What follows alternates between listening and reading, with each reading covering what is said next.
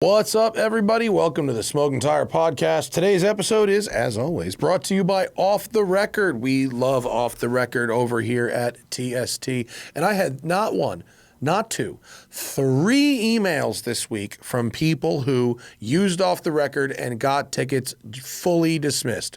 Different states, different people. It was a lovely thing to see Off the Record doing their job. If you get a moving violation of any kind, big or small, in the U.S., get Off the Record. Go to offtherecord.com/TST or download the Off the Record app and use code TST Pod, TSTPOD. From there, Off the Record will fight that ticket on your behalf and in the vast majority of cases, get it totally dismissed or drastically reduced. Off the Record is the best. You got to have it in your pocket, ready to go. That way, if you get pinched, it's no big deal. You got people in the game. Again, offtherecord.com/TST or code TSTPOD, TSTPOD on that Off the Record app. Do it. You know what happens every December. It's a tradition. I'm not talking about Christmas. I'm talking about Sir Doug Demuro, who graces us with his presence. You know he never comes to L.A. He only comes up here to do this program because it's good friggin' radio. We are going to go round the world with Doug Demuro in 2 hours and 40 minutes of podcasting. Let's get to it. Welcome to the Smoking Tire. That is a great photo. Look at that Ford GT. I mean, look, I was thinking about the size of that Joshua tree. It is big. The big fucking Joshua tree. Yeah. Is that a Joshua tree? Yeah. It is, right? Yeah. The knife tree. It's not like a mini pine, right? It's No, it's a Joshua those tree. are the leaves that Yeah. they look like Edward What Scissorhands. is he, a tree expert? Okay. Are we doing this? Do we do this? Sometimes I know a lot about trees. It just depends on which kind of trees. Oh. Woo, that is a marijuana That is reference. a fucking weed joke. Which, listen, now that I see your current hairstyle, you should understand. You're now a guy who understands weed jokes. I'm experimenting. Can you I like do Beard this Doug. with me? Beard Doug is okay. Thank you. It's good. The Beard Doug, your hair is getting lighter. It's not going gray, but like, did you like put sun in your hair? No, and my tuck hair. it? This has always been my hair. I don't know. God I damn think it, the top of what's your hair is lighter. He's isn't it? crazy. Is his hair not lighter? Well, he's under the lights. I don't know. I think it's longer. I feel like your hair is longer. That light lights my hair. I don't know. But you really, your hair looks like someone who uses the word summer as a verb. And I think he just has a brighter disposition, and because he's driving around in his Countach. Which, right. Here we are. Okay. Do you understand how the studio works now? Is there anything that I should know before we No. Okay. Are you okay with the chair? Oh, it's great. It's a good chair. Yeah. I'm really excited to hear about your chair. Oh, the heated massage chair? We got to build it first, though. Yeah. Oh, is it some assembly required? I hate that shit. I hate building stuff. I know. Hire a TaskRabbit to do all that. That's like Have you ever had 4 minutes. a chair? Is pretty easy. You pop the wheels in, you pop the things stick. together. I got to unscrew the thing, move it over 4 inches. Fair point. Chairs are held Hey, look, together I by would gravity. move the mic in a second. I got You the know what I tools mean? at home. Like, unlike an IKEA end table, together by gravity. a desk chair is held together by gravity. You put the wheels Pretty in, much. you put the top on, and then gravity just keeps that Well, shit the top needs screws, but yes. together. Yes. Yeah. And that's why you can never separate them to move. Right. You'll never undo that. No, it's no good. Annual Doug Show. Here we are. Here we are. Welcome back. We're doing it? This is it? This is it. We're It's happening. in the radio. You're in the radio. This is my favorite time of year. It is. Why? Because the ad rates are real high. Well, it's it's Christmas. You like Christmas. When I come here to do this show, it's Christmas. It is. It's Christmas for us, too. I put up my... The ratings. Right. There I are put up some my ratings. inflatable hollow Christmas decorations yesterday, and did. now I'm here, and that makes it Christmas. What does Doug's house look like on Christmas? Okay. You know I got that dog? Yes. There's Noodles. Noodle. Yeah. There's an one of inflatable them. one they sell that he's wearing a Santa hat, and it's like 9 feet tall. And that's my only decoration, only actually. decoration. Just a giant dog on the front Giant yard. noodle. Yeah. Nice. My wife really is pushing the Christmas lights. She wants to do the light up our house. It's nice. I think it looks nice. It does Speaking look nice. of your wife, loved the spread in Venice Living. Oh, yeah. You know how much business one that's fading. Venice Living got us? Fucking this much business. That much business. You know what I love about this podcast is you have no problem with calling out people who have not been better. Like am very careful about that. I'm very scared to like say, if I went in Venice Living, I'd be like, oh, it was a lovely experience. It was a lovely experience until we got no business from it. And then I was like, well, that wasn't worth our time. But what if someone from Venice Living is watching? You don't care about that. I know for a fact they're not. Not the first time. Well, I'll tell you something. I loved the spread. It's not the work because it didn't cost anything. That was editorial. That was they were editorial. like, They we'd came like to to you. put you on the cover. They came to you. Right. They said, we want you in Venice Living. Every other bit of print I've ever bought to promote this business. I bought a full-page ad in Haggerty magazine. Yeah. All the money. Fucking goose egg. Zero. I bought a couple ads in those those circulars that you get for people for like contractors and shit if you want to renovate your house. Yeah. We figured because we get people who are like, Yeah. I'm renovating my house. I need to get the cars out of the garage, right? So I was like, oh, that's where no, goose egg. Zero. So where do you get people coming in? Google Maps, #1 by far. Really? The smoking tire, #2 by far. That's it. Outside of that, any other dollar spent on anything, it's lit on fire. Interesting. Yeah. Should we advertise Venice Living on the smoking tire to help them? Venice It'll be Living. a circle. Because It'll be a circle. Venice Living, a fine It'll be the living It'll be the publication. Ouroboros of not making money. That's right. They got to pay you, though. Yeah. Can I tell you a theory I have about advertising?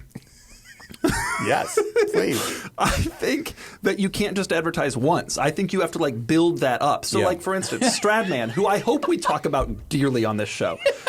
What a breakthrough theory. I don't, Wait, you mean repeating the same commercial or advertisement more than once? Many times. So Yeah. he's like, we advertised in the circular. Yeah. No, dude, you got to hit it over and over and over. So people are like, oh, that thing. Stradman. You're 100% right. Who by the I way. am interested in as a person. He advertises for Simply Safe. Yeah. And he does it in every video to the point where Stradman is the Simply Safe guy. And I got to tell you something. When it came time for an alarm system for our business, I'm like, these two seem the same. Yeah. But Stradman does one of them. You are 100% right that repetition is the move. You're 100% right that if you, content creator, or me, content creator, can hook a deal like that for a title sponsorship, Right. we should do it. Right. It's better But for don't you think it helps? Don't Yes. you think Stradman's Yes. sitting there counting his riches and also Simply Safe is sitting there counting their riches? The sponsors that pay us over time the most amount of money Yeah. are the sponsors that have stuck with us for years and years and years, and they're also the sponsors that get the best returns What from their I'm investment saying by is a lot. You need to go and do another spread in Venice Living. You gotta get them. You gotta get them to do another thing about you guys. Every month should just be me and Mike lifts on the That's right. cover. That's right. Like Oprah magazine, except it's you. Right. Oh man, or like, do you remember Vantage? Aston Martin's magazine. James Bond on the cover every issue, dude. Every issue. That's what they got. How many issues could That's they what do they with got. I got that magazine for years. As an Aston Martin owner, you just get it. I got it for years. But there's only so many James Bond movies. They eventually canceled it. They don't do it anymore. Yeah. Maybe they do. Well, I don't know. It says, click on that most it recent says, one. Victor 21 versus Muncher. June of 21. 21, Victor yeah. versus So Muncher. not great. Muncher. What a great name. Is that car called the Muncher? Well, this one's not called the Victor. Well, the new one is the Victor. No, the new one is the Valor. No, but there's also the Victor. there was. The I Victor forgot was the about one, that. and then the Valor is the sort of production joint. Right. Yeah. You're right. They're running out of fucking V's, is what I'm Well, saying. they should go back to using some of their historical names, such as Muncher. Muncher is the Michael Douglas. Muncher is the best car name of all time, I think. Yeah, I know. It's certainly interesting. Yeah, and if someone's driving, then it's Muncher by proxy, and then it becomes all kinds of. How are things going here at the Smoking Tire? You got stuff going on. You got cars. There's We cars park cars, downstairs. that's what we're doing. You should see all the cars. Do I talk to this camera? can if I want talk to talk to the people. Yes, that's your camera. Yeah. You should see all the cars here. Folks, if you haven't gotten your car into Westside Collector Car Storage, you may never. Or maybe you can't. I don't know what the rules are. We're sold out. We're Waiting sold list. out. Thanks to Venice Living, we're sold out. Thanks to the. And what was the other one? Top Pros magazine, Whoa, which what is was where that? that's where you find people to that's redo your that's kitchen the circular, and whatever. Okay, got it. Yeah. I'm just saying you got to get out there more. You also should think about a Super Bowl commercial. But those only happen once, though. You were saying repeat advertising is the way to do it. That's an interesting point. So you need to advertise during the entire NFL season. Do you know the single best day of work I've ever done in my life, Doug? Was a Super Bowl commercial. You did a Super Bowl commercial? Yeah, I was on a fake reality show that was the first ever Hulu original programming show called the Ford Focus Rally. And it was the Amazing Race, but in power shift automatic equipped Ford Focuses. That was it. And there were celebrities on this too? No, there were not celebrities. Who else was on it? Other people who were very early level influencer types were on it. Like yourself, like myself. Yeah. And I mean, this was 2011. Okay, so this was back then. Wait, Hulu existed back then? It was the first ever Hulu show. Damn. Yeah. I thought Hulu was like yesterday. No, Hulu started to do to be like the place where you would go to like watch TV after TV. Like, you know what I mean? Like they had like NBC and shit, and then they decided to do original stuff. Anyway. Focus Rally America. There's the fucking dumbass show. Although Johnny Mosley, who was the host, the skier. Oh, he's awesome. He was awesome. He was cool as shit. I love Johnny Mosley. Were you getting paid for this? I got paid a very small amount of money to do the show. Yeah. But I got paid union rates for doing the Super Bowl commercial for the show. So what was this? Oh, because the show was being promoted in the Super Bowl. It was a commercial right before Team kickoff. Red Candy. That was you. Red Candy. Me and Brittany Boddington. Red Candy. Oh, man. And point is, they not only did they fucking pay out big for the Super Bowl commercial for the one day of work, I got residuals. They ran that motherfucker for 3 years. So I showed up for one day at work. The show was on for 3 years? No, They ran the Super Bowl over and over. They ran the commercial. But they were running the commercial even after the show? Did I say years? Months. Okay. They ran for 3 months. So every month for the whole quarter, he was getting checks. How much? That's 3. The one day of work probably turned out to be about $15,000. No way! Yeah, for showing up for one day. Did all these excellent. people do this? As far as I know, Did John Jung get residuals? As far as I know. What about Donna Rucco? Do we know what any of these people anymore? They live next door I to haven't you. looked at their names in quite a long time. They're going to write in and be like, I'm an editor for Venice Living. Well, none of them have photos on IMDb except for Johnny and then 2 people at the top. Yeah, Adam Team and Clayton Blue were like actors. That's why you're they not on I don't know. IMDb? I should have a fucking You IMDb. have done stuff. Yep. Apparently. May I tell you, I did a commercial one time. Did? For Audi. What? You did? You know this story? No. Okay, here's a great story for you. Many years ago, I did a commercial for Audi. I had an RS2, and they wanted the RS2 and the RS6 in the same commercial. Oh, right. It was in my Porsche commercial, there was a water balloon fight. Dude, I do remember the water balloons. Yeah. Okay, keep going. Yeah. We did the commercial. During the filming of the commercial, they broke my windshield of the RS2. They were throwing water balloons at it and it cracked. The commercial, we found a replacement windshield in San Diego on a shelf. We put it in the next day for $200. No I was way. like, okay, that's fine. The commercial went up for one day, and then Audi killed it and took it completely off the internet. It's totally scrubbed. They were like, this has gone very badly. Let's make it disappear I don't know why, forever. too. I thought the commercial was pretty That's good. funny. I don't know. Yeah. No copy for you? No, I don't think. Maybe somebody took one of those, But I have absolutely. Someone took a cell phone video. Your mom. Your mom videoed the I TV. don't think it was too quick for even my mom. It was up and gone. The guy that leaked the aliens flying over that military base, he has the video. Yeah. You might. Yeah, that's real shit. Stuff. Now let's talk about you. We can talk about me and my commercials later. You've got you're driving your Countach. I want to talk Countaches. So yours first because you're the goddamn guest. There's a few things I want to talk about on this show. Okay, your list. The Countach is one of them. Okay. There's others though. Okay. Let's start with the Countach. Because this basically everything I'm going to talk to you about is stuff my friends were like, oh, you're going with that? You got to ask him about this. My friends are all obsessed. They don't care about me. They don't watch any of my stuff. I don't either. If I want to know what you have to think, I'll text you. Dude, that is actually one of the most annoying things. I get texts from like my neighbors like, hey, what do you think of the Volvo EX90? And I send them the video. Send them the video. And they're like, yeah, but what do you really think? What I really think is in the video. What do you think this is? No, that's the translation of what do you really think means Cliff Notes me. That's what it means. I don't want to watch the video. It doesn't mean I don't trust But it's you. like I do exactly the same thing. You're trying to buy the car, watch the video, do it on 2x speed. You'll get through it in 12 minutes, and you'll learn where the funnel is to put in the windshield washer fluid. But anyway. We did not like the EX90. You didn't like it? No. I'm going to name it my car of the year. Spoiler. Why didn't you like it? Are you serious? What was Really? wrong with it? What didn't A you like lot about of it? The things. comfort, the beautiful styling, the excellent technology, the fact that it's built in America? It had nothing to do with any of those things.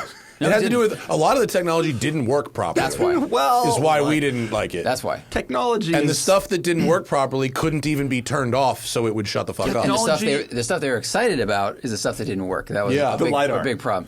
The LiDAR, but also the automatic lane The change didn't lane work. keep, the lane change was really bad. Their Technology- ADAS is straight garbage. Technology is one of those things that they're working on.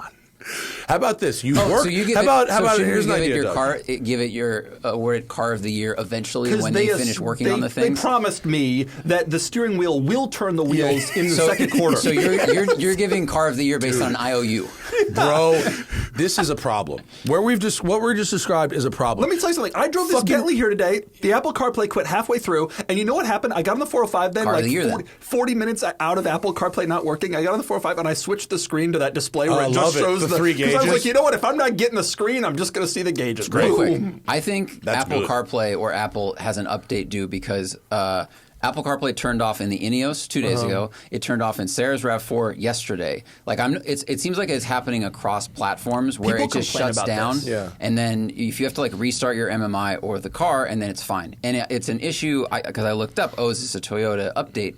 People were reporting this a year ago, like in On different my cars. Sequoia, I drove cross country this summer and back, Apple CarPlay the whole time, so 7,000 miles. And it happened once on the way there and twice on the way back. But I was able to just go back through the menu and get it running back again. And Right. I didn't have to turn off the car or the phone. No, it depends on the car. Like Sarah's car, you can just hold down the volume button. It resets the screen. Oh, really? Yeah, which is that's nice. such a great discovery. You that I learned that found by accidentally. reading the user manual? No, I just tried it. No. And I went, Really? Yeah, Oh, wow. I'm not reading that thing. But No. Ineos didn't do it. All right, but He wants to text the user manual and say, what did you really think? I text the engineer. Yeah, but what do you really think about this button? But it brings up Where's the real button? a problem that we experienced with Volvo. I just experienced the same problem with Cadillac, or shades of the same problem, which is car launches, like we were on with Volvo, or press launches, Yeah. or cars going out to journalists. They're sending out cars that aren't finished. But you know what I think it is? I truly, truly think like Tesla started this game when they just would release stuff like right when it was done. And this is good for society. People by the loved it, right? People were like, I'm happy to be a test driver. And now these automakers are under so much pressure to get stuff out quickly because you fall behind fast Yeah. if you don't. And they've also kind of realized that some of these automakers do that and don't really get penalized for it anymore. Yeah. When we were kids, the consumer guide would be like, the Tundra does not do whatever. And they would really get into it if the car was unreliable. But now it's almost like it's unreliable, but that's because you're we have you're a over-the-air test driver. updates, yeah. The update will change that. And then Fisker goes Now out they of get car business of and the my year. Ocean is worth $6,000. Let me tell you what. I If see them you on the want me to road. beta I saw test one your yesterday. shit, I'm not paying you for that privilege, motherfucker. People are, though. The thing is, people are. You may not be. You know who does? People in a cult. People in a cult Well, you will say pay that, you say that for like things it's a you Tesla. should be paying It's them not just to do. Tesla. People do this for EX90. People are going to buy that thing to be the first EX90. Fisker Ocean.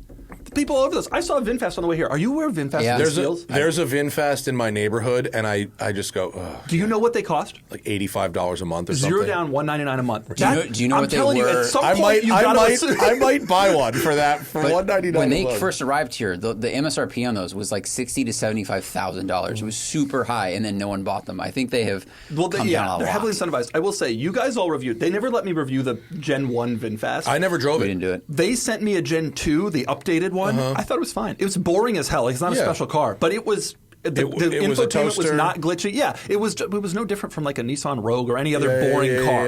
yeah. And I was actually surprised at all the hate that car got. In fact, I'm doing my end of year list of video thing, and it's going to be one of my biggest surprises of the year because I went into it thinking it would be utter trash, and it was merely mediocre. But that's kind of what they're going. I don't think they're trying to make a special car. Like, No, they're trying to make a mediocre crossover. sure. And it's $0 down in $199 a month. Wow. That's I'll take a compelling. mediocre crossover. Oh, that is compelling. Yeah, Yeah. But in order to get people to buy it, if you have to incentivize it that heavily, it's not a Yeah. good It situation. No, worked it's not for 2 great. years. That's pretty good. Wow. The Fisker they sent me was worse than most people are saying. It was really, really bad. You know, the one I reviewed was a customer who sold it on the site, and it was fine. It had one or two little glitches, but I thought it looked cool. It had cool tech. If that company had worked and the car had worked, it would have been really cool. No, the idea of the car wasn't bad. It was that it left me stranded 3 times in 12 hours. That was really the problem with that particular. Like technology is something that they're working on. In a way that's was like settled science. Like it had a fob and it wouldn't detect the fob. And it's like, yo, they've been doing this for 20 years. Okay, speaking of fobs, we got to get back to the Countach, which I brought up as a topic, but I got to talk to you about key fobs because I have a hilarious one for you. My video today went up with the MG Cyberster, get the fuck out of here. Which is a Chinese automobile. It's manufactured in China. Yeah. You drive it? I drove it. Okay. In America with the sketchiest temporary plates.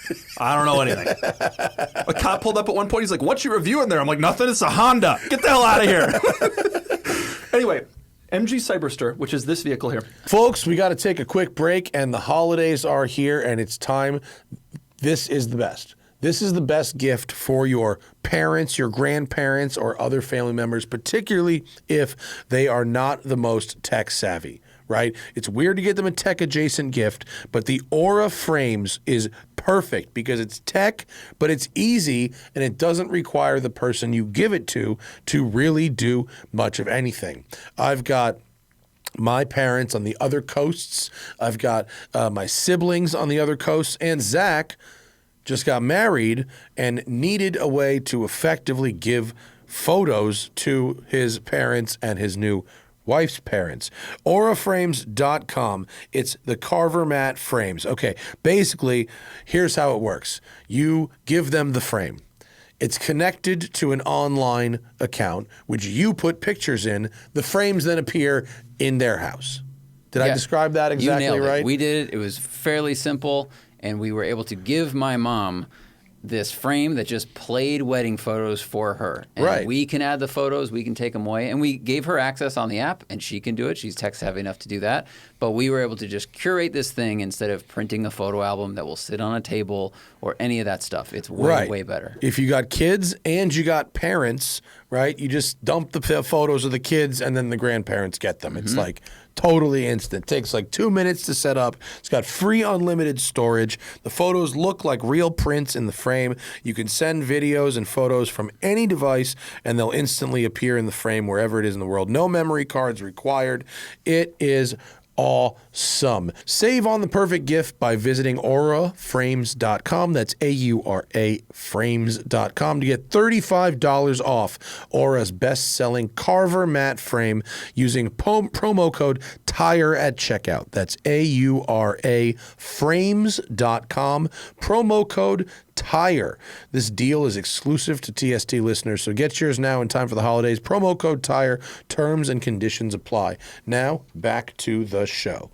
Oh, cool. There's a lot of weird stuff about it. It's kind of interesting. But the most interesting thing, the MG is trying to do like a heritage tie-in, even though it's... Heritage. So on the side of the car, it's very small, but printed on the side of the car, right in front of the rear wheels, is the word 100th anniversary. Oh, because the company was founded in 1924. They're skipping the 20-year period where it went into receivership, left British hands, and is now into Chinese owned. That's like being like, I bought this car for $25,000, then I sold it for $21,000, and it only cost me $35,000 in between to maintain it, but I made money. The best part, though, the key fob is shaped like a teardrop, and apparently the intended shape of the key fob is some MG race car from the 60s, and it's a heritage play, like for all the people who remember the MG.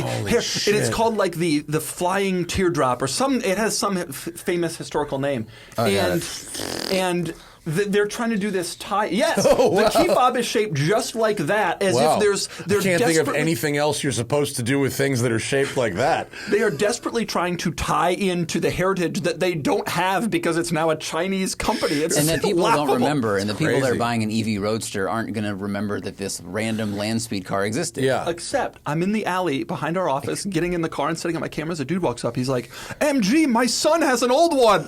I'm like, "Oh my God, you actually made the connection." I can't believe this. That's crazy. He's like, "Yeah, my son. Here's my son's," and he shows me like an old MGB. Yeah. I'm like, "Wow." So they did it on a scale of actually pretty nice to actually this is pretty shitty. Where does this thing fall? It depends. The Do you name. think... I'm so over the word cyber, Well, which is such a terrible name for anything. But Well, the other Chinese car review, which is coming out soon, is called the Xiaomi SU7. Would you prefer that name? Maybe. The answer to how good is the car is, do you think the party leaders are watching? Do you think? It was great. In which country? No, it wasn't so bad. Yeah. The drive wasn't amazing. It was fast. The drive wasn't amazing. The steering could definitely use some work. Okay. It looked awesome. Everybody who was in the car, who was in the office, was like, I can't believe this the thing looks MG so or good. this The MG. one? Oh, okay. It was, and the interior was like excellent. The materials are. We all think of Chinese stuff as like cheap, crappy stuff. That car was on par with. I think it's probably fine. I mean, 10 years ago, I think Right. yes, but now they can probably It took the build an Koreans a interior. long time to catch up. Oh, yeah. The Chinese are there. Like if these cars didn't have 100% tariffs and crazy, like I could see people buying these. But things. have the the difference Chinese been between- making those parts for a lot of, like if they've been the suppliers for a lot of OEMs, Yeah, then they're yeah. literally just learning They as can they make a go. door So I card think over there. They can ramp things up much more quickly. Right, absolutely, and it's electric, so they're not engine development. Yeah. There's not all that certification and stuff. Like the Xiaomi SU7, they told me Xiaomi was making cell phones in 21, and Whoa. and now they have a car, Yeah, which yeah, by the yeah. way Car looks set the good, four-door and- yes. Nürburgring lap record. Yeah, Yeah. it did. But the I mean, yes. Also, the electrification of it has given them a major boost because they were building real garbage ass Back engines. when we did it in America, we had to do engines. No, I mean like those like knockoff Lexus RXs and shit with those little garbage hamster engines, you know. But okay, it's electric now, Right. so there's a lot. They've been doing that. Anybody can just get 1 billion horsepower. In fact, the Xiaomi SU7 I drove, which was called the Max, but was actually the mid-trim model, that had like 700 horsepower. Yeah. There's an Ultra that has like 1,500 horsepower. Do you want to hear something interesting? So today Ford announced today that the Mustang GTD ran the Nürburgring in under 7 minutes. 657. 657. Crazy. It's like one of 6 cars, whatever, to do that. First American car. The Xiaomi SU7 Ultra prototype ran a 646. Boom! They were making cell phones 3 years ago. Yeah, that's crazy. Wow. I mean, even to go back to Korea, if you think about a 2005 Elantra versus a 2015 Elantra, think about the difference in car that you're talking about. Hyundai came in 86 and Kia came in 95. Yeah. And it took them. Even in the mid 2000s, they 10, were still 15 playing years, catch up. They yeah. obviously aren't anymore. Yeah. And it was in that range, 2005 to 15. It happened in there that they like finally kind of. Yeah. But it took them a while. The Chinese, I swear, if that SU7 was sold here today, it would be a successful car. Yeah.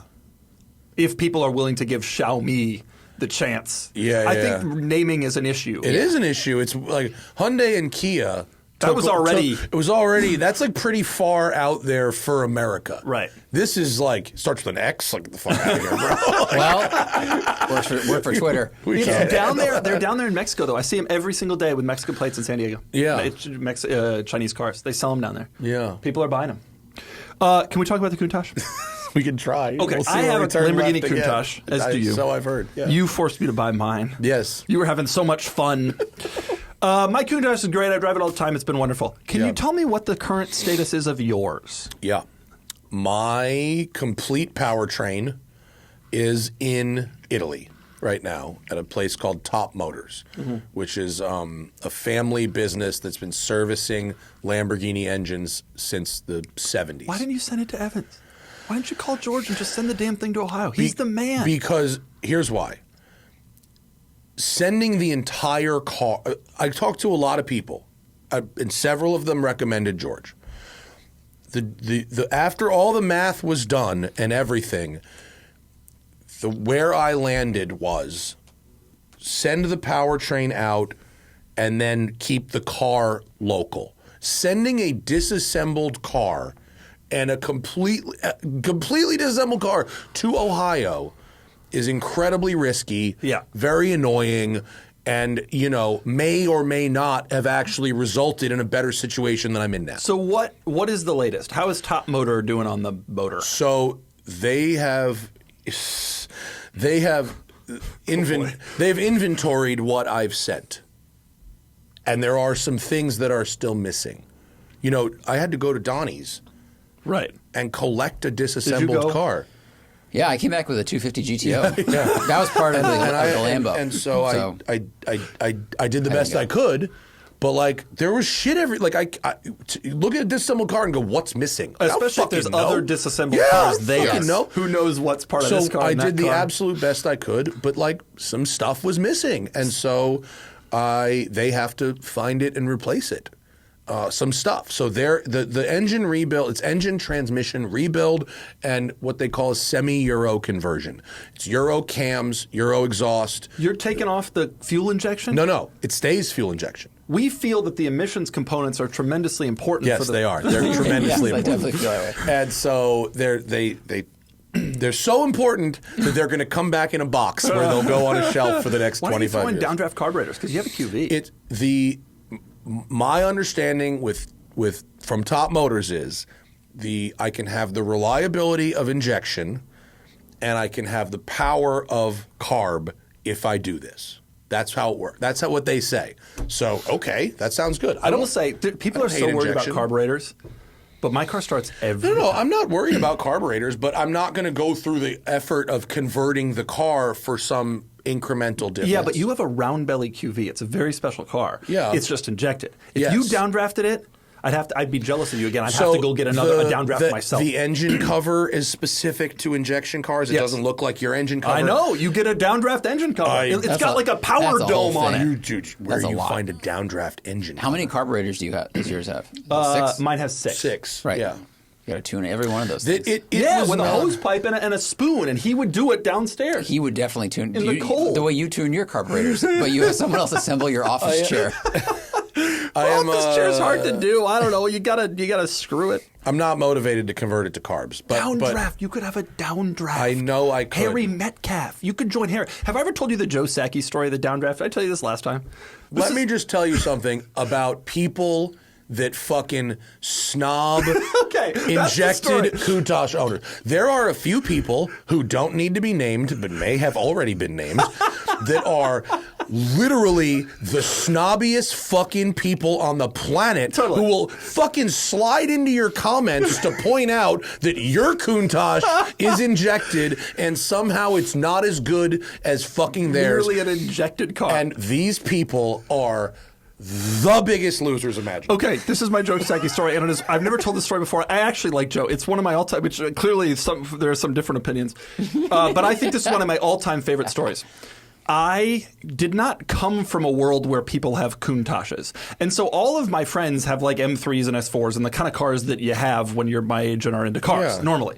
And I called Joe Sacchi when I was looking for my Countach to say, I want a Countach. He said, well, you have to buy a downdraft. He said, if you buy a downdraft, all of your friends will say, oh, he has a downdraft. Yeah. That's amazing. And I'm thinking to myself, my friends will be like, holy crap, you got a Lambo? Yeah. There is no distinction made in my group of the people that I care about what they think that I have a downdraft versus an S versus a low body. Like nobody I know even could tell the difference. Yeah. Right. Now, in Joe Sacchi's world, that may be true, but I don't care to be appreciated by that world. Like, no. But he was like, if you have a downdraft, all of your friends will really. I'm like, no, they won't. They will not know. I could put a Chevy V8 back there. They'd be like, holy crap, you got a Countach. Like that would be enough. Yeah. I agree. I totally agree. Nonetheless, you could downdraft. The thing about it is, the best Countach is the round belly QV downdraft. Round belly QV downdraft. So you have two of the three. I have 2 of the 3. My car will make more power than a downdraft. I know, but then you got to tell that story. Whereas you see the engine lid and you just My know. whole life is telling car stories. Can I tell you something, Matt? What do I give a shit? Can I tell you something? Also, he'd have to tell the story to people who don't know the difference, why he converted it from F5 to downdraft. Can I tell you something? If you had a downdraft, your friends would really appreciate it. This is everyone trying to live through someone else's money. That's what Joe did. That's what you're doing. I do think Same thing. the hilarious thing about the Countach thing is 99.9% of people don't have any clue, even between an anniversary. Sure. And are just like, they generally know that the early cars are special and more valuable. Yeah. But even between an anniversary and the one I have, they don't care. They're seeing a Countach and they're freaking out, and that's all they really care about. Do they know that your car is like has less displacement than my car? Right. Do we ever talk about how they got that displacement in the engine, which I learned from taking the engine out of my car? Oh, God. Folks, we got to take a quick break, and the holidays are here, and it's time. This is the best. This is the best gift for your parents, your grandparents, or other family members, particularly if they are not the most tech savvy. right? It's weird to get them a tech-adjacent gift, but the Aura Frames is perfect because it's tech, but it's easy, and it doesn't require the person you give it to really do much of anything. I've got my parents on the other coasts. I've got my siblings on the other coasts, and Zach just got married and needed a way to effectively give photos to his parents and his new wife's parents. Auraframes.com. It's the Carver mat frames. Okay, basically, here's how it works. You give them the frame. It's connected to an online account, which you put pictures in. The frames then appear in their house. Did I describe that exactly you nailed right? It. We did it. It was fairly simple, and we were able to give my mom this frame that just played wedding photos for her. And right. we can add the photos, we can take them away, and we gave her access on the app, and she can do it. She's tech savvy enough to do that. But we were able to just curate this thing instead of printing a photo album that will sit on a table or any of that stuff. It's way, way better. If you got kids and you got parents, right, you just dump the photos of the kids and then the grandparents get them. It's like totally instant. It takes like 2 minutes to set up. It's got free unlimited storage. The photos look like real prints in the frame. You can send videos and photos from any device and they'll instantly appear in the frame wherever it is in the world. No memory cards required. It is awesome. Save on the perfect gift by visiting auraframes.com. That's AURA frames.com to get $35 off Aura's best-selling Carver mat frame using promo code TIRE at checkout. That's AURA frames.com. Promo code TIRE. This deal is exclusive to TST listeners, so get yours now in time for the holidays. Promo code TIRE. Terms and conditions apply. Now, back to the show. The block is the same. Yeah. You're, from the early cars, from the 400s to all the way through. They literally add a spacer that's like an inch long. Big, dude. It's very thick. It just sits on top of where so instead of boring, it's just more. It's just higher. It's a longer piston stroke. It's just not more. They just add a plate to make the cylinder longer. I was there when they took the engine out, and I was like, what is this? And Donnie's like, that's to give it more displacement. I was like, this is a huge, this is not a head gasket thickness. This was like it's half an inch to an inch. It's an inch. Fucking huge. My car, has been bored out. So, what do you mean? So what's up? You want power? I got power, mofo. So I bored it like a Trans Am. So your car got overboard? My car's overboard. Did George do that? Yeah. Really? Apparently, when the car came to him in 2005, my car was owned by the same dude from 87 until he died in 2020. Yeah. So 30 years. Yeah.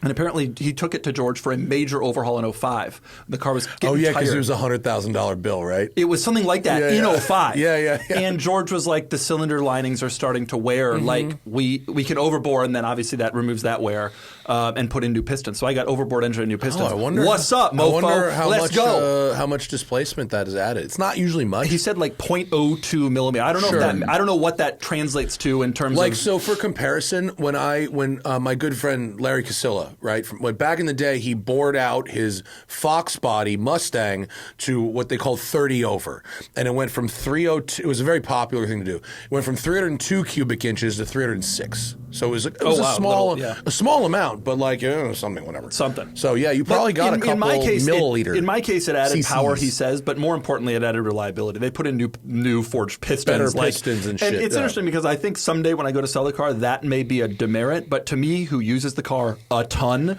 I totally happy. You could with also the just fact. not tell anybody. Yeah, take the fucking nobody would motor ever apart. know. Come on. Nobody No would one's ever gonna know. I know. So the update on the story Yeah, is, and I don't think I've talked on about this on the podcast yet, is that Donnie is out of jail. Donnie's out of jail. So Donnie, the charges were dismissed against Donnie. So now, does that necessarily mean he didn't do what he was accused of? No, not necessarily. Does it mean that he, quote, got off or beat the system? I think that is unlikely. And the reason I think that is because Donnie was basically alone in a jail cell in Arizona. They seized his funds. He had no money. He couldn't pay a lawyer. And I know this because he was asking me for money, in which I didn't give him. So it's public defender. The fact that he, with no resources and a public defender, got the charges dismissed,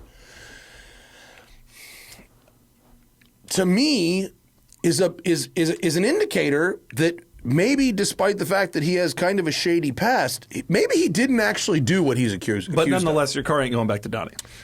It doesn't seem that way. Doesn't seem that way. So that's. I've made other plans. Do we have an idea on ETA on this Top Motors situation? No, just like before with Donnie, their ability to get work done is approximately commensurate with my ability to pay them. So if this gets dragged out for a couple months and I got to trickle out some cash to Italy, that's okay. Instead of them sending me a bill and going, here, by the way, it's $80,000, or whatever. What do you think it's going to be? So I was told that if I had started with everything, meaning had some parts not been missing, I was looking at around 50 for the engine and around 10 for the gearbox, plus shipping both ways. So it will be more than that because they've got to find some stuff. Which is a shame because your cost basis in that car was so wonderfully low. My cost basis is still very good. This show is brought to you by Simply Safe. No, and I just you want to keep your Countach for as long as you can physically drive it, right? Yeah. I feel exactly the same way about mine. I'm up. I think I'll always be up. Yeah. So whatever it takes to set it up to drive for the next 30 years, just fucking do it, and I'll fucking tear the Band-Aid off, and we'll move on with our lives. You considered overboring it? NOS. Needs NOS. No, but really, I'm thinking about going downdraft. You're thinking about going downdraft. Joe Sackey. Yes. Joe Sackey will respect you then. Thanks. And the people in his circle will respect you. Thank you. But then they'll tell you, well, his was converted. It was a converted wasn't downdraft. originally And of course, downdraft. the guy doing my engine rebuild, of course, his name is Guido. Why wouldn't it be, Guido? Look at that SE30. So. You ever think about getting an SE30? I've driven them. They drive really good. I know. We had an SV at the office the other day. We were selling The cars. SV drives so They're good. deals, too. What color was it? Black with the really? silver giant SV across. We have a client at Westside Collector Car Storage that is a Diablo enthusiast. Oh, yeah? He has 4 and has got a 5th one on the way. He's got 2 SEs, an SV, and a 6.0. And it is 2 SE30s. 2 SE30s. Wow. Neither of which is purple. Oh, that's a shame. The Yeah. purple was the thing. The purple was the thing. I respect the purple. You know what actually the big money item on a Diablo SE30 is? The bumpers, the front bumpers. They're made by hand. They don't exist, and they only made 30 and no spares. So you can't. There are some unusual, like the wheels too, are The wheels. only for that car, Yeah, et cetera, yeah. et cetera. But it's so cool. But the front bumper is completely different from all other Diablos. Yep. And it's basically impossible to replace. It was the only one that had the badge in Yeah. that little spot there, Yeah. and then the lower. Yeah, It's really such a not. special It's car. not. It's not a. It's I not don't my think it's that good favorite looking. Diablo front bumper. Yeah, it's Let not. me say I that. agree with that. Yeah. But it's kind of the ultimate Diablo, and I kind of want one. But I'm done with buying cars. Are you? You're over. You're I tapped haven't out. bought a car in 15 months, except Whoa, for a good Toyota For you. Sequoia. You're tapped out, huh? Yup, it's over. Are you? What? Like, are you? Have you reached the? Like, I realize that much. 6 cars is all I can manage in my life. Right. And I got 6. And Boom. that's it, right? I got Beyond little that, it kids. becomes annoying. We built a garage. I have had a long construction project going on in my house that's just wrapping up this week. I don't have time. I can't do that. And plus, I have the 3 greatest cars ever, and you need to get them also. You need to get a Ford GT and a you need to get Carrera GT. I missed the Ford GT. Okay, you know well- my Ford GT story. I do, but I got fucked. they still exist. I know. They're but still out there. They're so They're expensive. just 4 times more expensive. They're I know, so but expensive. Buying a Ford GT is like buying bonds. I It is know. going up at this rate. It's not going up at this rate. It's Yeah, going I up know. at this rate. I know. And it's always a store of value, and you're always going to get out of it. I'm too sour about telling everybody to buy them in 2011. That's really what I could have had a Quicksilver no stripe 3,000-mile car for $110,000. Well, you screwed It's up, but gone. sometimes we screw up. Dude, you know what I paid for my Countach? You're over here driving your $200,000 True. Countach. Yeah, it's Life true. moves on. And I'll tell you something. There's a guy at Cars and Coffee who comes to our Cars and Coffee San Diego who's got an F50. Yeah. He told me he paid $800 for his F50. He had to be like strong-armed into it. He really didn't want to spend that much. Now Yeah. it's a $3 million car. There was a time when he could have got it for less, right? Yeah, when he yeah. could have got it for $500. But he didn't No, I sit there know. going, damn, I wish I had... and watch the market go up. He bought! Dude, the best time to buy a car is yesterday, right? Always. The best time to buy a car is always songs. And the yesterday. Second best time is tomorrow. Are you going to say today? I'll take That would have been water. better. Today would have been better. I'll just come out and say I don't have $400,000, Doug. Matt, you've got $400,000. I don't have $400,000. I saw the spread in Venice Living. It talked all about your illustrious balconies and. There's a passage in paragraph 3. Mr. Farah, who has $400,000 sitting in his checking account, has built the beautiful building. Just borrow against stuff. That's no problem. That's what. Yes, leverage that Ford GT. Leverage baby. a Ford GT. No problem with that. I mean, yours and you put a lot of miles on it, and I'm at Carl put a lot of 43,000. miles on it Carl before, did. which is I bought great. it from Carl with 31,000 miles, and it's now at 43. I've had it for 6 years. That's good. So I've driven it average 2,000 miles a year. It's pretty good, especially because I'm not here in the summer. So I'm only here 9 months out of the year. Have you had to replace anything unexpected? My car has been dead reliable. Because I heard, I mean, obviously the powertrain is stout as shit, Yeah. but I've heard like the tack stops working, gauges fail. and then That's it's like that's the $5,000 thing. to fix that. It hasn't been right? expensive. The gauges, my fuel gauge has failed right now. Oh, it is. Wait. Which is not ideal. The fuel, okay. Yeah, not great. Right? It's actually working. suboptimal. That but seems like one of the most important gauges in that car. It's more important than you realize, especially if a car you don't drive very often. Because it's like, right now, E is full. It's still working. Like, it hasn't completely stopped, but it's just shifted. And so, right now, E is full. But it looks empty. I mean, Yeah. like, you're looking at that, you're like, I don't know, I'm not going to try. So you go to the gas station, you put in 1.5 gallons, and it's like, no, that was full. But so I took it to Palm Springs, and that's a problem. Yeah. Because it's like, I don't know. But car that's notoriously has doable in one tank, right? there. And then I filled it there and drove it home. sure, and then I filled it at home. Like, I fill it all the time now. Well, this is what I do with my Countach because my gauge, it moves, but I don't know what it's saying. What does yours do? Well, does your car have two fuel tanks? Oh, yeah. So how do you fuel your car? I just fill up one of them. Oh, you and don't then even bother. I fill it up a half tank, and then I end up filling it up all the time. Okay. Because that car is impossible to fill up. It's the worst car in the history of the world to fill up because the thing. Well, this is true of all old cars now in California. The little vapor lock thing over the Right. And so I sit there, and the other day, 1/4 gallon of gas ended up on the ground, and I'm like, I'm glad they're catching the vapor. Yeah. So what I do, or what I did up until 18 months ago, is you fill it until it clicks, and then you let it go, and you wait 3 minutes for it to flow to the other tank. I would do that. I just don't drive the car so much that, like, I'm cool with filling it only half tank and then occasionally I have to. I will say my car gets unbelievably bad fuel mileage. I don't know about yours. I've never been able to fully fill the tank, which I don't know really what full is, so I can't tell you. But just based on like how many miles I'm driving and how many gallons I'm putting in, I truly believe I'm getting 4 miles per gallon ish. Yeah. I think a start in that car, the carbureted V12 so rich. start. You know what's really takes efficient? like a gallon of gas. Fuel injection is great for My car is not that If I efficient. did fuel injection, Joe he wouldn't invite you to respect Christmas. Me. He wouldn't invite you to dinner. Respect me. I know. I already have an overboard car with aftermarket pistons. you can barely even call it a Countach at this point. When I had first bought the car, I drove it to Palm Springs and back on not Palm Springs, excuse me, Santa Barbara and back on one tank, which is about 200 miles. Wow. And it once you're like cruising in fifth on the highway, it's fine. In town, oh yeah. It's not good. And I only really ever drive it in town because I take it to work. I drive it to work almost every day. I commute Do you? in it. My God. commuter.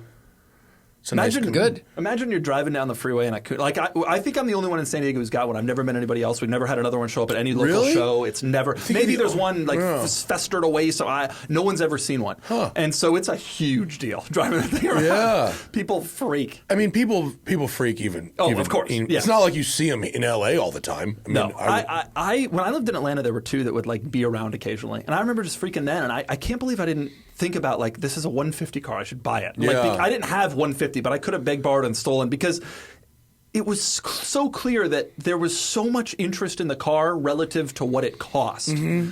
And it's insane that they were ever that affordable. Yeah, influencers are, and I don't mean quote influencers. I mean people in our community of influence are jumping on the Jaguar XJS bandwagon real hard right now. What? Harris just bought one. Chris Harris bought one. Yeah, but he's Magnus British. is doing his TWR thing. I fucking talked for 6 months about buying. I talked for 6 months. Okay, so Chris Harris, a known British person, bought one. That doesn't count. Well, the question is also, will Chris keep it for longer than 6 months a year? And I say it because he likes to move through cars, have the experience, and move on. I think it's different where people buy Countach. It seems like everyone keeps it for 15, 20 years. Except Stradman. Can we talk about Stradman? You don't consume Stradman's content. I don't know him personally. I'll get you up to speed. I know who he is. Stradman's this guy. He lives in Utah. Yeah. And I've seen the house. He makes he built a house that was like 10,000 square feet. Yeah. It's done. It's all good. Everything's fine. He just did a house tour. Yeah. Half of it is actually unfinished. The basement was never finished. The stair risers, some of them are plywood. There's a second kitchen where nothing is hooked up. Oh, no. And the whole thing shocks me. But anyway, he's selling his Countach, but he's got an 88.5 with the little side side's great. I don't like those. Look at this Joe Sacchi stuff over here. I don't know, that's the hill I'm dying on. Is extraneous body kits designed by Horatio Pagani. That's where. Well, Pagani did just the Annie. He did the anniversary, which I actually looks better than the side straight cars, to be totally honest. The side straight cars are very mismatched. They don't fucking work. It was like the 09 Mercedes SL facelift, where they facelifted the front and not the rear. which was Guys, let's just do half this one. It was an unusual decision. Side strakes don't do it for me. I don't like 88.5. My car's the end. It stopped. They built mine and then went, guys, we can't do any better than this. Let's fuck it up a little bit. You're not wrong, though. I know. A round belly QV is kind of the dream. Harry has the downdraft. You have yours. Yeah. Harry and my cars are almost twins. I love that mine is white. White is great. Look at those side strakes. Triple white. Is your interior black, though? My interior is black. Yeah, so you don't want a white interior. Yeah, that's the thing. White sells for more and is cool in theory, but I hear that it wears poorly. The fucking white leather, because they bleached it. That's how they made it white. It cracks like crazy. They just dried it all out. Yeah. Yeah. My black interior looks nice after my tan. I think tan ages the best of the interiors. But either way, if you're not gonna go red gold like mine, then white or some of the blues. There was a couple blues that were the one at Pebble this year. The light blue was unbelievable. I've never seen a bad color on the car because it wears weird colors well. Did you see that yellow 88.5 that Ivanhoe? We sold it. You sold it. It was not my favorite. The brown interior wasn't what I would have done. It was not my favorite. I wonder what did that car go for? Pull it up, Zach. I think it sold for $600. Cars. Yeah. I just type in Countach. It wasn't like it brought like a pretty decent number. It was an 88.5, and it was a U.S. car. There so it was 675. That's a pretty decent number. You know, in that photo, which is like super HDR'd up, the richness of the yellow I never is minded better the than exterior other color. photos. I actually reviewed this car. I was there in person with it. I never minded the exterior color, but the interior yellow on brown is not. I wouldn't call that the ideal spec. if I was personally, can I see the interior, Zach? Scroll down. Whoever shot this did a very nice job. Yeah, well, Ivanhoe does the best, you know. Was this Ivanhoe's guy? He had a guy do it or something. Yeah, that is chocolate. That doesn't look as bad. There are some angles where it's when the sun hits that, it's going to look worse. That's not great. It's pretty brown. Yeah, it's very brown. Okay, but still 675 is a pretty decent number. Yeah, for a U.S. car, for a stupid, ugly fuel-injected car thing. That's the combination of the tan. Like they did the tan carpet too. It's like not the brown match. Right. No, that's okay. So Countach's. I'm done buying cars. I did buy a Toyota Sequoia. Have we talked about this? No, but I saw. Okay. Why did you buy a Toyota Sequoia? I needed a car that could both fit my family and a lot of other people and go off road. I'm the only person in the world who has this requirement apparently because no one else has bought those cars. But are you coming to tell you a couple interesting things about it? Yeah. The TRD Pro Sequoia, like no one buys them. It's I've never seen. I thought you meant you're the only person that has a family and goes off road. And I was like, hold the fuck on. You know what? I thought that more people did that, but it turns out a lot of people don't like to go off roading with their infants and toddlers. And I'm like, come on. For you, off roading is a Nantucket beach, but right? I'm there.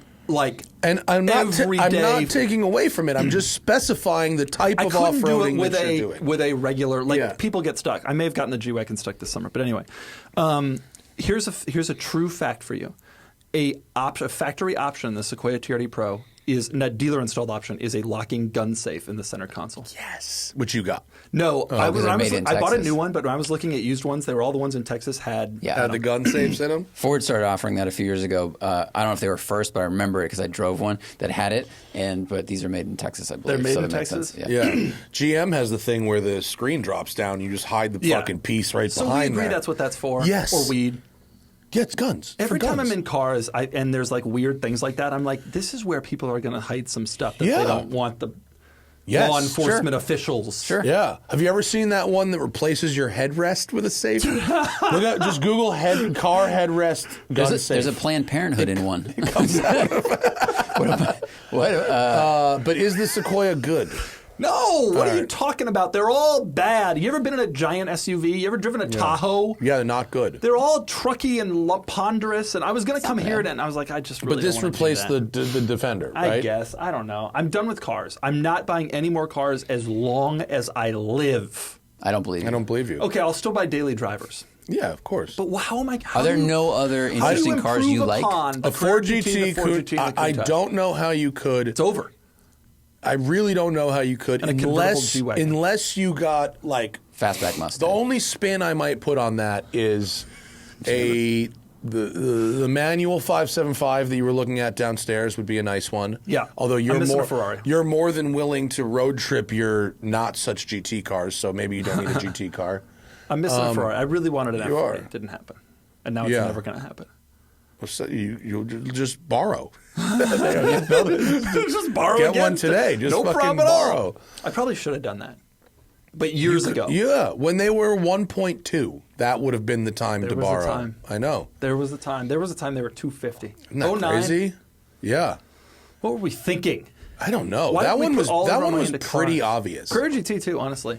Yeah. The second owner of my Carrera GT paid $303, and it's now worth $1.2 million. And I did the math, and I think that if the Carrera GT outperformed the S&P, even including servicing, repairs, maintenance, insurance, and fuel. Wow. Not often that happens. No, it's not. Yeah. Usually cars are an investment, but like you don't lose money if you're lucky. There's probably that one was actually an investment. There's like 10, 15 cars in the history of cars that have outperformed the S&P. There's not a lot It's of very them. rare. McLaren F1. McLaren F1, Ferrari F50, Ferrari GTO if you held it long enough. Why don't we have F50s?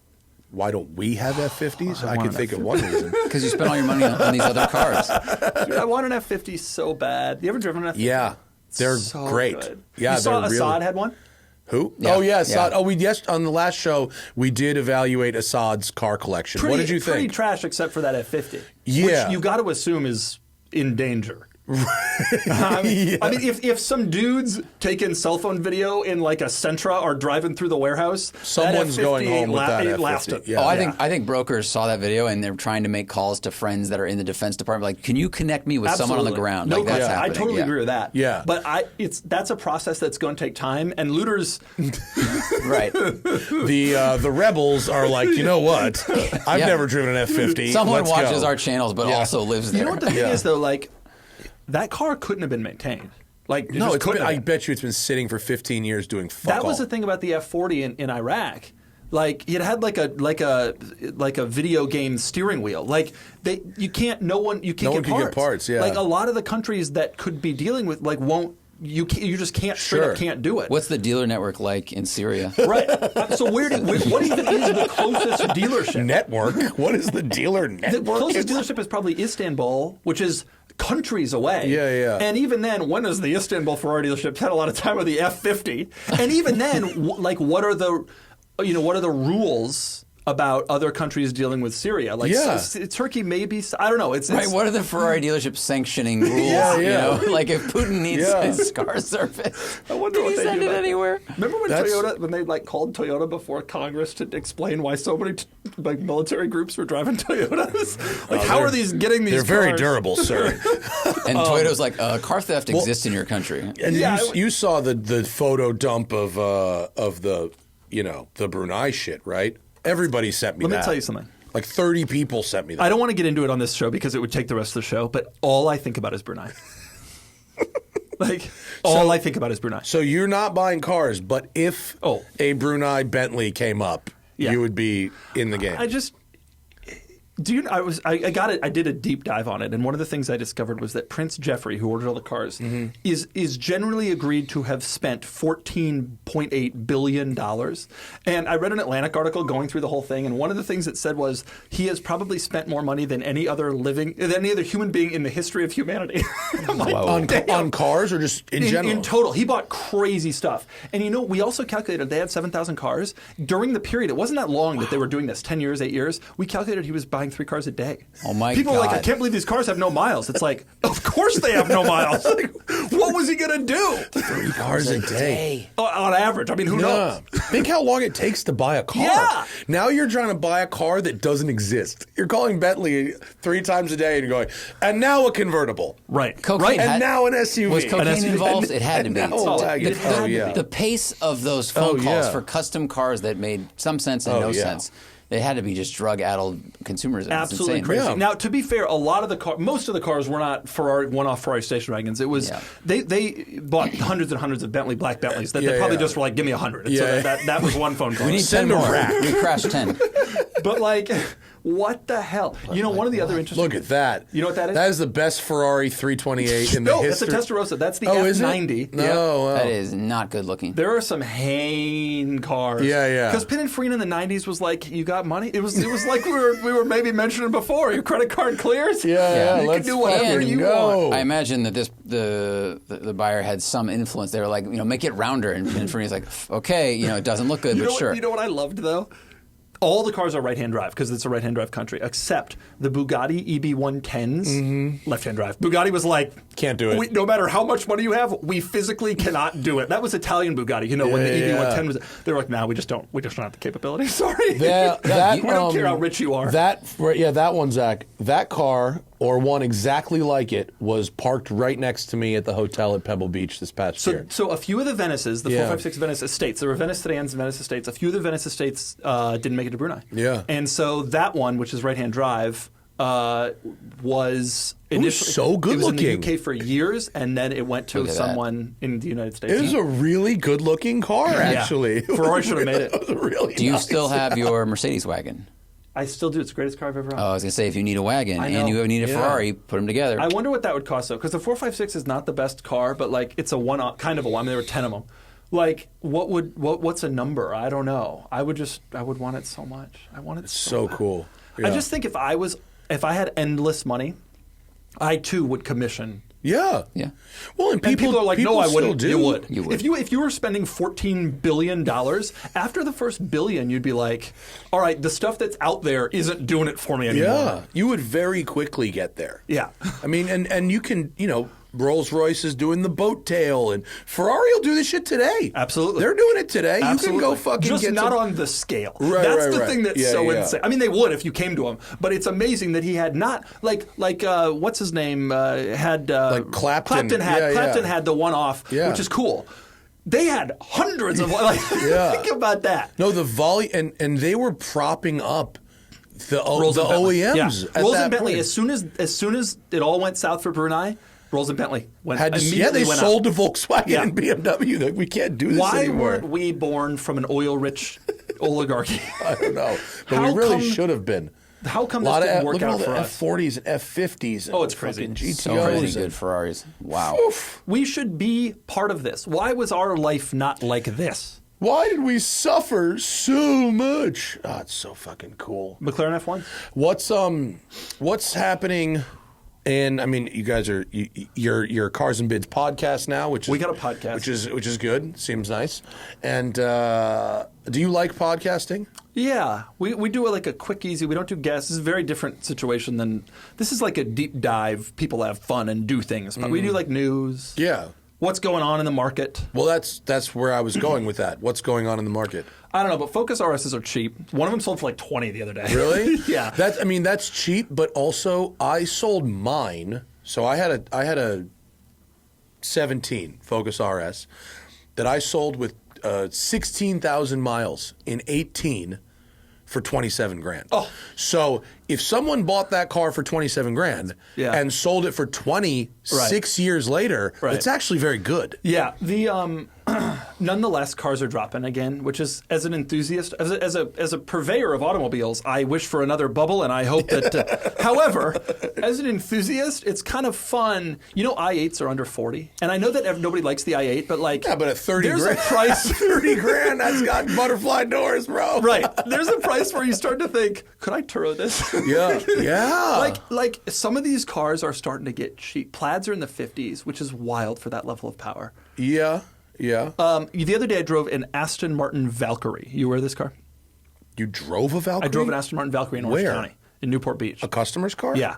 Yeah. And dude, I'll tell you something. We got up next to a C63 and that dude was having the reaction. He was like, what is, I give us one of these on the road. Holy crap. You fit in it? Barely. Yeah. Barely. Like, just like this. Yeah. That car costs $4.5 million United States dollars. Yeah. And, okay. Here's a Valkyrie fact that you'll absolutely digest. Yeah. I didn't post it yet. Got it. Anywhere. I'm keeping it quiet, except I'm announcing it on the pod. Right now. Aston Martin Valkyrie, in order to service it in the United States, one service point in New York. Mm-hmm. That's it. I asked them. It's at Miller? It's at Monticello. Oh, it's at Monticello Motor Club? Yeah. Is there? Oh, wow. Or nearabouts. Yeah.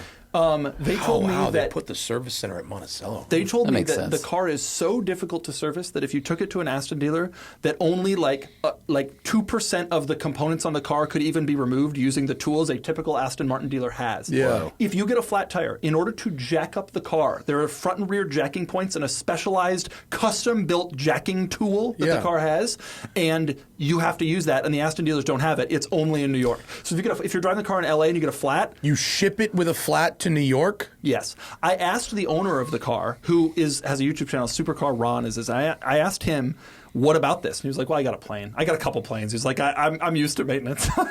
But like, damn. Wow. When I went to Laguna Seca for the Hypercar Invitational, and I got a ride in the Valkyrie Pro with Andy Prio, who was their test driver, who's a phenomenal driver.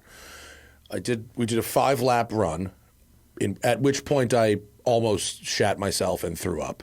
And I got out of the car and I go, this is the dumbest car in the history of the world.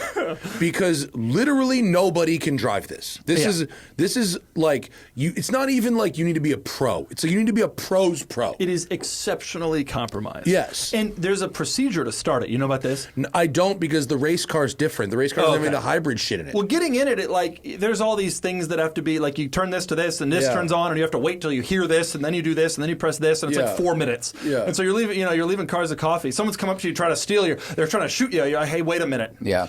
Now, that doesn't usually happen in the world where the Valkyrie owners live. But anyway, here's another great. And if it did, they would definitely go online and be like, you can't enjoy your nice things anywhere at all. I can't drive my $5 million car to dinner without somebody wanting to steal it, with zero reflection of what kind of a society they've built for themselves. Right. Sorry, continue. Ain't that the truth? Yeah. I can't wear my Richard Mille to Spago because somebody might want to steal it. What's going on? Says the guy who fucking underpays his employees by fucking thousands of dollars a month. Go on. This is all fairly accurate. But PPP loans. Paid them back? dude, No? PPP What? loans. That was wild. I could go for days on the subject of PPP loans. No. It takes It's five. the stimulus checks. So it takes that 5 people are minutes still to riding. start. That is 1600 so wild. That is a lie that makes me very upset. Yeah. Like $1,600 total for Yeah. people, and people were like, they're still riding those. Like 3 years later.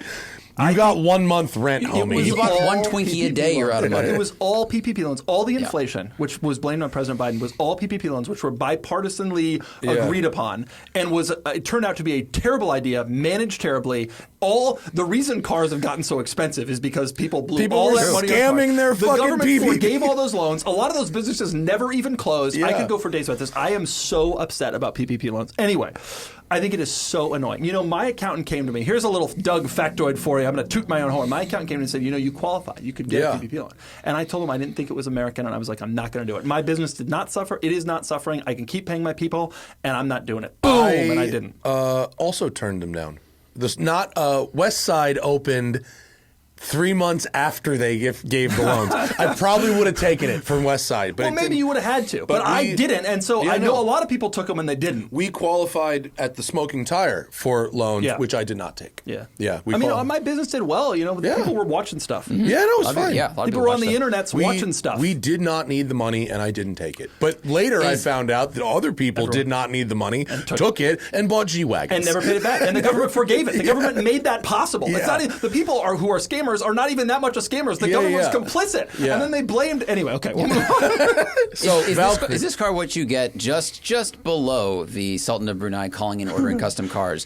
Like, because if the motivation of him was everything that's available to the public is boring, I need more to get my fix. I guess so. You have this level. crazy thing that no one can drive. Yeah. But it's the only thing that is special when hypercars are easy to drive around and so prevalent, right? Yeah, and that scares me because there's a huge tide of cars that are being made right now just to make rich people feel special. Oh. Do you know that new Countaches trade under MSRP? Yeah.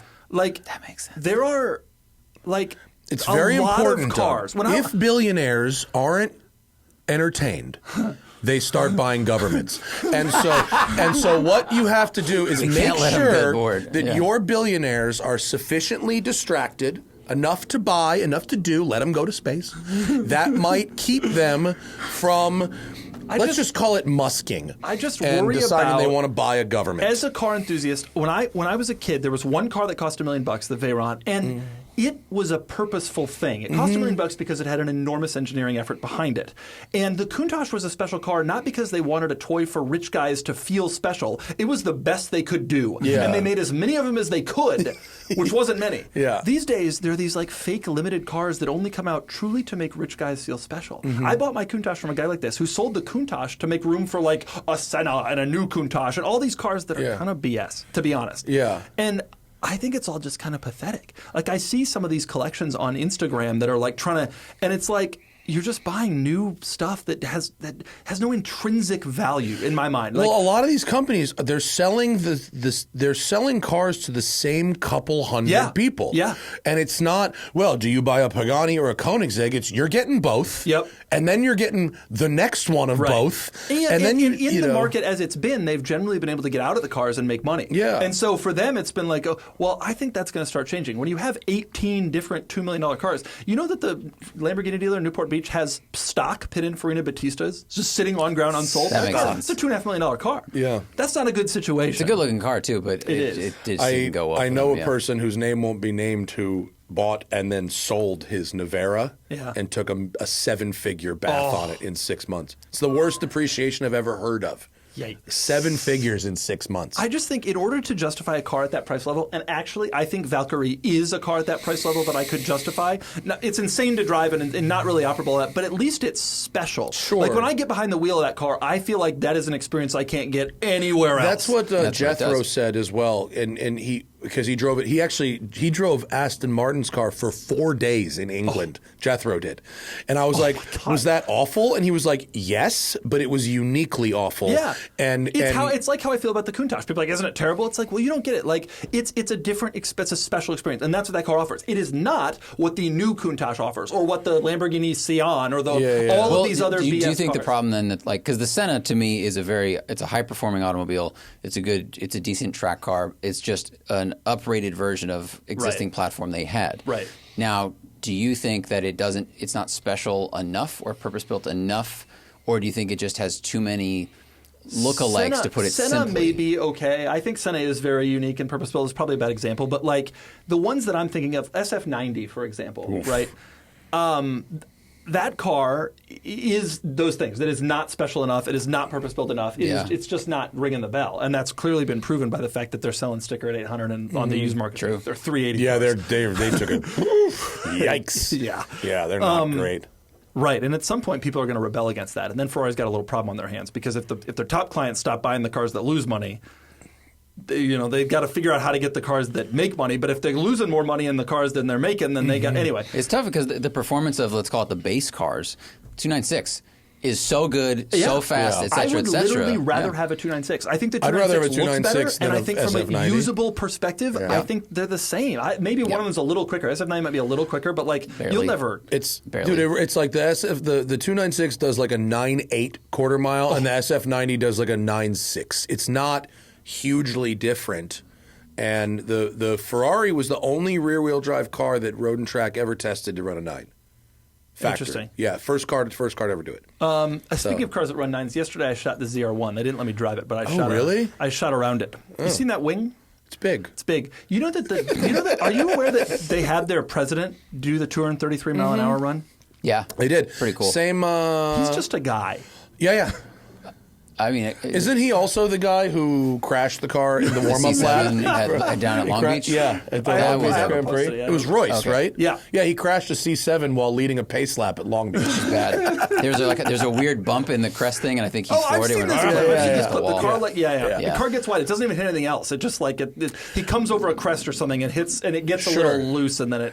I mean, the new ZR1 is the logical conclusion of GM doing the thing that now everybody else is doing, right? It's You know, like, this car has 1,064 horsepower. Yeah. which we needed. The thing about the Corvette, though, at I least drove the Z06 and I went, you know what? I'm thinking like we need like 400 more horsepower. I also Like, we need another Corvette I on think top it's of also this. cool that they like top speed was a thing. Like no one talks about top speed anymore. Veyron and Chiron and all those Koenigsegg took all that off the table. Yeah. It's kind of cool that like that's like 233 is not the fastest car in the world, but it ain't slow. Very No. high. Because That's- most supercars, it's 205, 206. Right, And then they there's hit these 200. other echelon where it's 268. Yeah, But there's usually a 233 is difference strong. in tires and Well, the aero and preparation everything. and aero that Yeah. To be goes able to into just that. to be able to just have a guy do it. Yeah. And Mark Royce ultimately is a guy like he's not a race car driver. Right. It's harder than people think to drive 233 miles an hour, even though you're going dead straight. But I would Like, wager that someone like him and like someone like the chassis engineers that work at GM and other places, like they have all the levels of driver training. Some of them will He race probably in endurance practiced races it a with couple other of people. times.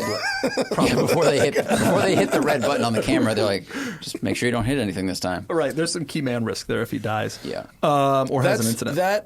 That car to me is not necessarily desirable because the roads that I drive on, Right. they're the same. Yeah, but They're- you could impress people. You continue Yes. to miss the Joe Sacchi point. You can impress people. take off the turbos, carburetors, downdraft. Oh, ZR1 yeah. downdraft. Oh, Yeah. man, Sacchi'd be all over that. Turbo-fed boy. carburetor. There you go. You get an angry email after the show. I love Joe. You had it coming, buddy. Sorry. No, he sells 288 GTOs. Joe. I actually legitimately do like him. I feel bad. There is an echelon of car collectors that would look down on you for not having a downdraft. Yes. And I never, or like your 300 SL doesn't have Rudge wheels, and I never want to be part of that echelon of car collectors. I want to be part of the I group would that. fucking pack up and move if someone talked to me like Yeah, that. totally. Get the fuck I just out of find here. that stuff to be silly. Like if you're at a level of wealth where you have to distinguish yourself. But that's exactly what it is. Countach. That's what it is. They have to That's separate yeah. themselves because they go, well, now there's too many people in the Countach club. Yeah. Well, you're not really in the Right. club because I have made this new tier. Right, you Yeah. got an injected car. Ew. Clearly, you couldn't afford the good one. Right. And that's exactly how those people operate. There's some of those people. I am never, very excited to get my car back and start driving it. Well, it's I gonna be a really, long I know time. it is, and I've got other shit to drive, but I really, If I Evans miss had that driving car, it. you'd be driving it today. Someone asked, are you going to go to Donnie's garage and ask Donnie to give you the parts that you are missing? Or do I you have just, or did they already purchased? texted Donnie the list of missing Oh, parts, okay. and I said, "Look, man, it would be a big favor to me if you can find any of this shit." And he said, "I just got back to my place. It's a fucking disaster in here. I don't know where anything is. I've been gone, but I'll try." That's what he said. Interesting. How many, is it a lot? Of parts? Yeah. You want to see the list? I mean, the parts, you may know, the parts are not inexpensive. Is It's it- like yeah. a washer is dollars. Is it big stuff? One is okay, the engine's there's probably One of the cool things about the car, the engine and transmission are connected. So if you got one, you got the That's other. true. It's all I saw- one big I thing. was amazed at the length we took it out. It okay. was crazy. Let's Yeah. see. We've 16 feet. they're mostly little things. So, camshaft sprockets, lower connecting rods, valve covers. don't need those. doesn't sound nuts like for little valve stuff. covers, chain tensioner wheels, chain tensioner bolts, differential check control, injector retainers, water pump. I sent the water pump. I don't know why they didn't, but injection enrichener, us. injectors. We're going to have to go to Europe Air pump, and get the parts again and then send them to Asia. And then send them to And Johnny. then even less stuff will happen. Intake and exhaust valves. This is like Free Willy, but with car parts. Those are big. That's What all- was it? What was it? There's 24 of each of those. Oh, my God. The valves. The valves are not there. They're in a pencil cup. Supplementary oil pump, motor mounts, This is a lot of stuff. This is real stuff.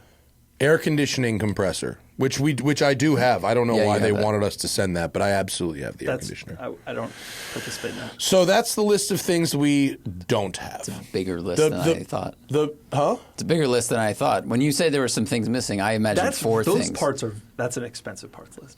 The valves and the valve covers are going to be expensive. Yeah, they It are. doesn't valve covers either, huh?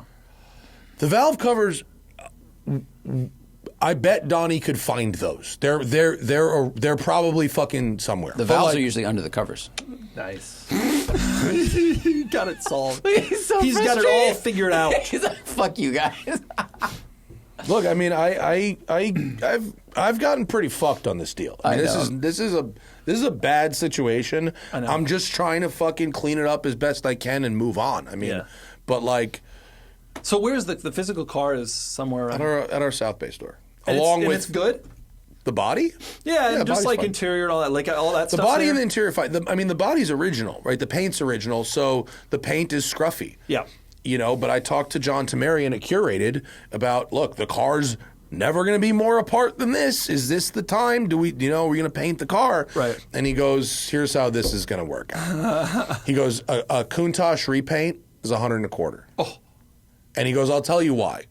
It's because we planned for $85,000, but then expensive things always break when pulling the car apart. Yeah. Such as the windshield, such as, blah, blah, blah.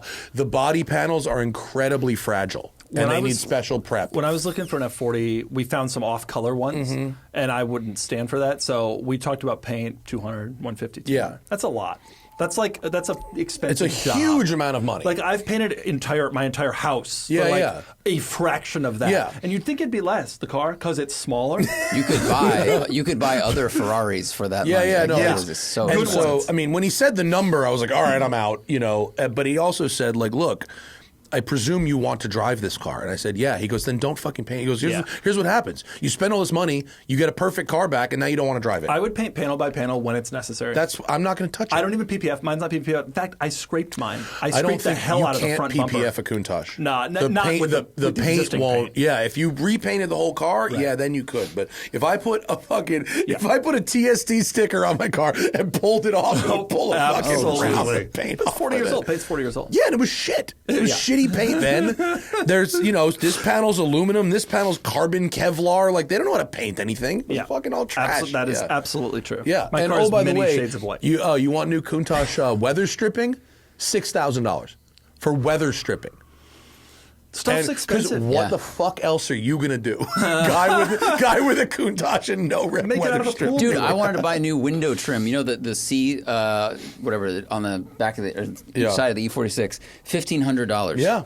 For that piece, it's like one of the most expensive pieces on Dude, that when car. I had my C5 Corvette, the Targa roof that came off, the weather stripping started to peel on that. Just the bit around the Targa roof was $1,200 on a fucking C5 Corvette. Wow. That's when Is labor a component? Whenever someone is like, Scissors. oh, it's a Chevy, it's a fucking. I was like, dude, there are so many things. Targa weather stripping. So many things in a C5 that are not shared with other GM Yeah. Matt, products. speaking of your old days, here's another question I have for my friends. I don't know if we're talking about this on the pod. I'm nervous. There's a very famous video with you in it. I can't wait to hear this. With you and Ferretti trying to get a speeding ticket first. This video gets sent Keeps to coming me around weekly. Yeah, it keeps coming around. Yeah, every few months. To be fair, it's a great It's classic. video. All time. All time classic. It is so watchable. And I've seen it 1,000 times, and when it comes up on my reels, I'm like, I'm going to watch this. I wish you could see the whole thing. We got to get Rob. Well, to see the okay, whole, so the this is shit that the clip from Instagram, which is like 12 seconds, that's a 40-minute video that Rob and I made. So this is the question I have and my friends have. Is it real? Yeah. The whole thing? Yeah. And we got real tickets, and the cop got fired. Well, okay, someone told me that the cop got fired. Why? The cop, what did he do? He left me to go chase someone else instead of staying to like give me the ticket. So and he was what? identifiable in the video. So wait, if a cop has got someone pulled over for going 11 over and a dude drives by shooting out the window, he's not allowed to go. Let me explain something to you about this video, Doug. I don't care about the fucking cop. So whenever Rob was like, yeah, this happened to the cop, I was like, okay. And then I went back to my dinner. I didn't fact check this or follow up. I do not care. So it may not You know have what occurred. here's what I can tell you. Yeah. That reckless driving ticket I got cost me thousands of dollars and points that were on my license for years. They were real. So it was a real thing. It really happened. He also got a ticket. The way the video is portrayed, it seems like you didn't get a ticket. You were about to. No, because that's what I say. You should see the full clip, because what I did was go out and find another cop. The contest was still going on. He left me to go chase Rob. I had to then go find another cop. And then I did the same thing again and got a real ticket, which you'd see in the full. At that point, had Rob already gotten the ticket? The cop got Rob and got a ticket, so he won the contest, but we both got real tickets. Well, why did you go out and get another ticket after you? Because it was first to get a ticket. But the cop left you to get Rob. He wasn't going to let Rob off with a warning. But the game wasn't over. If that over. cop didn't catch Rob in the time that it took Matt to go find a new police officer and get a ticket, the game was he could still on, win. dude. So you should never do this. The real trick is to is not go too fast because they need to catch you. If you go too fast, they won't catch you, and then your friend wins. He went off to chase Rob. There was no chase. Rob drove by as fast as he could and then pulled over immediately. Pretty much. Yes, pretty much. Went off to find another cop. Yeah. Of course, he goes, you should never do this. I wasn't planning on it. You should never. I wasn't thinking that in my Toyota Sequoia I would go out and try to go 107 miles an hour. And it's not something I'm entirely proud of participating in, with the understanding that the video does remain funny. Although I gotta say, I can understand why you're not proud of participating. That's good content. It was just some good for content. 07. That is 07 YouTube. Like, yeah. And I was in an SLR McLaren too. You were an SLR? Yeah, I was an SLR. Damn. Yeah, I took that car because I hated it so much. I tried to drive it like such an asshole because I hated it. It was the worst. I fucking hated that car. You still hate those? Yeah. Yeah, they drive like shit. Yeah, they do. Brakes. I thought about buying one though. Brakes. Brakes are like $10,000 a corner. Yeah, and they're awful. Rentec has a SLR brake upgrade. Yeah, they're terrible. The transmission's awful too. The transmission's bad. The brakes are bad. The interior is bad. I like how it looks. It's got a cassette deck. It looks like a Batmobile from Comes with a cassette deck. Yeah, it's got a cassette deck, which is great. And I think that's one of my primary factors that I look for in a car. How do you listen to your Spotify playlist with Let me tell you something. In my Countach, I have a cassette deck, and I use it, and it's original. It's an Alpine original. So you got the cassette. I got the with Alpine the cable. CD. Oh, wow, you're rich. 88 was the first year. Look at this. That was the first year, dude. That's how you flex on Joe Sacchi. I got the CD player. First year, that was the first production car with a CD player. I don't want the CD player. I got the cassette, so I plug in my Bluetooth connector and I play my Spotify while I'm driving along my Countach. My stereo was a $6,000 option in 1988 for the CD player for premium Alpine sound. You're kidding. Yeah. Wow. $6,000 in 88. That's like 20 That's grand. That's like 25 G's today, and you got a CD player. Although there are a lot of cars that have, like high-end cars that have $25,000 stereo options. Yeah, you could Bentley, Range Rover. You can get a bunch of that kind of stuff. Cars now have like 30 speakers in the car. Well, so I had a guy who was storing his car with me here, okay? And he has, and I shit you not, 4 Oscar wins and 12 nominations for sound design. Yeah. Okay? Think about Spielberg in the 80s. This motherfucker was right there. Okay. Okay? I'm talking about like E.T., Star Wars, fucking Indiana Jones, heavies, all through the 80s and 90s. This is the guy who mixed them. Yeah. Okay? He has his little C-Class that he stores with me. Okay? Yeah. It's like a nothing 06 C300, whatever the fuck. Yeah. In it, he has a stereo that he designed. It's 6 speakers, but very strategically placed. His door cards and his dash have been remolded so that for the perfect placement. Oh.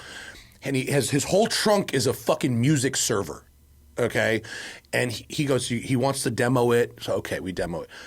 This is the best car stereo I've ever heard in my entire life. Interesting. By a lot. So it's not number of speakers that we should be paying attention to. So he was very frustrated because this guy was going, this is 6 speakers and it sounds better than what Bentley is doing with 30 speakers. Yeah. I introduced, and he wanted to sell his technology. And he goes, if I could sell this to a car company, they could offer a cinematic level a stereo at a much more affordable price in regular cars.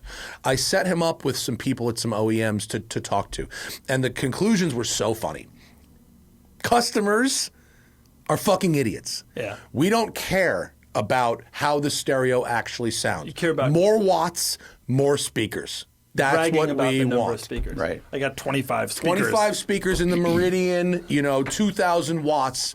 They don't want to go, my stereo's only got 6 speakers. It's only 800 watts, but it sounds better than we the need Burmeister. numbers, not subjective. Even if we can sit there and go, this is actually about right. the way it sounds. They care about how many speakers they have And to this brag. dude, It's like horsepower, honestly. I just watched the carburetors. fucking life drain from this guy's face because he just went, He's a purist. I have this thing that's so much better, and it's just not what anyone is looking for. Right. And he's a music purist. Yeah. He cares about the actual sound experience. Yes. We all just care about having a speaker in the headrest. Yes, 100%. Which they all do.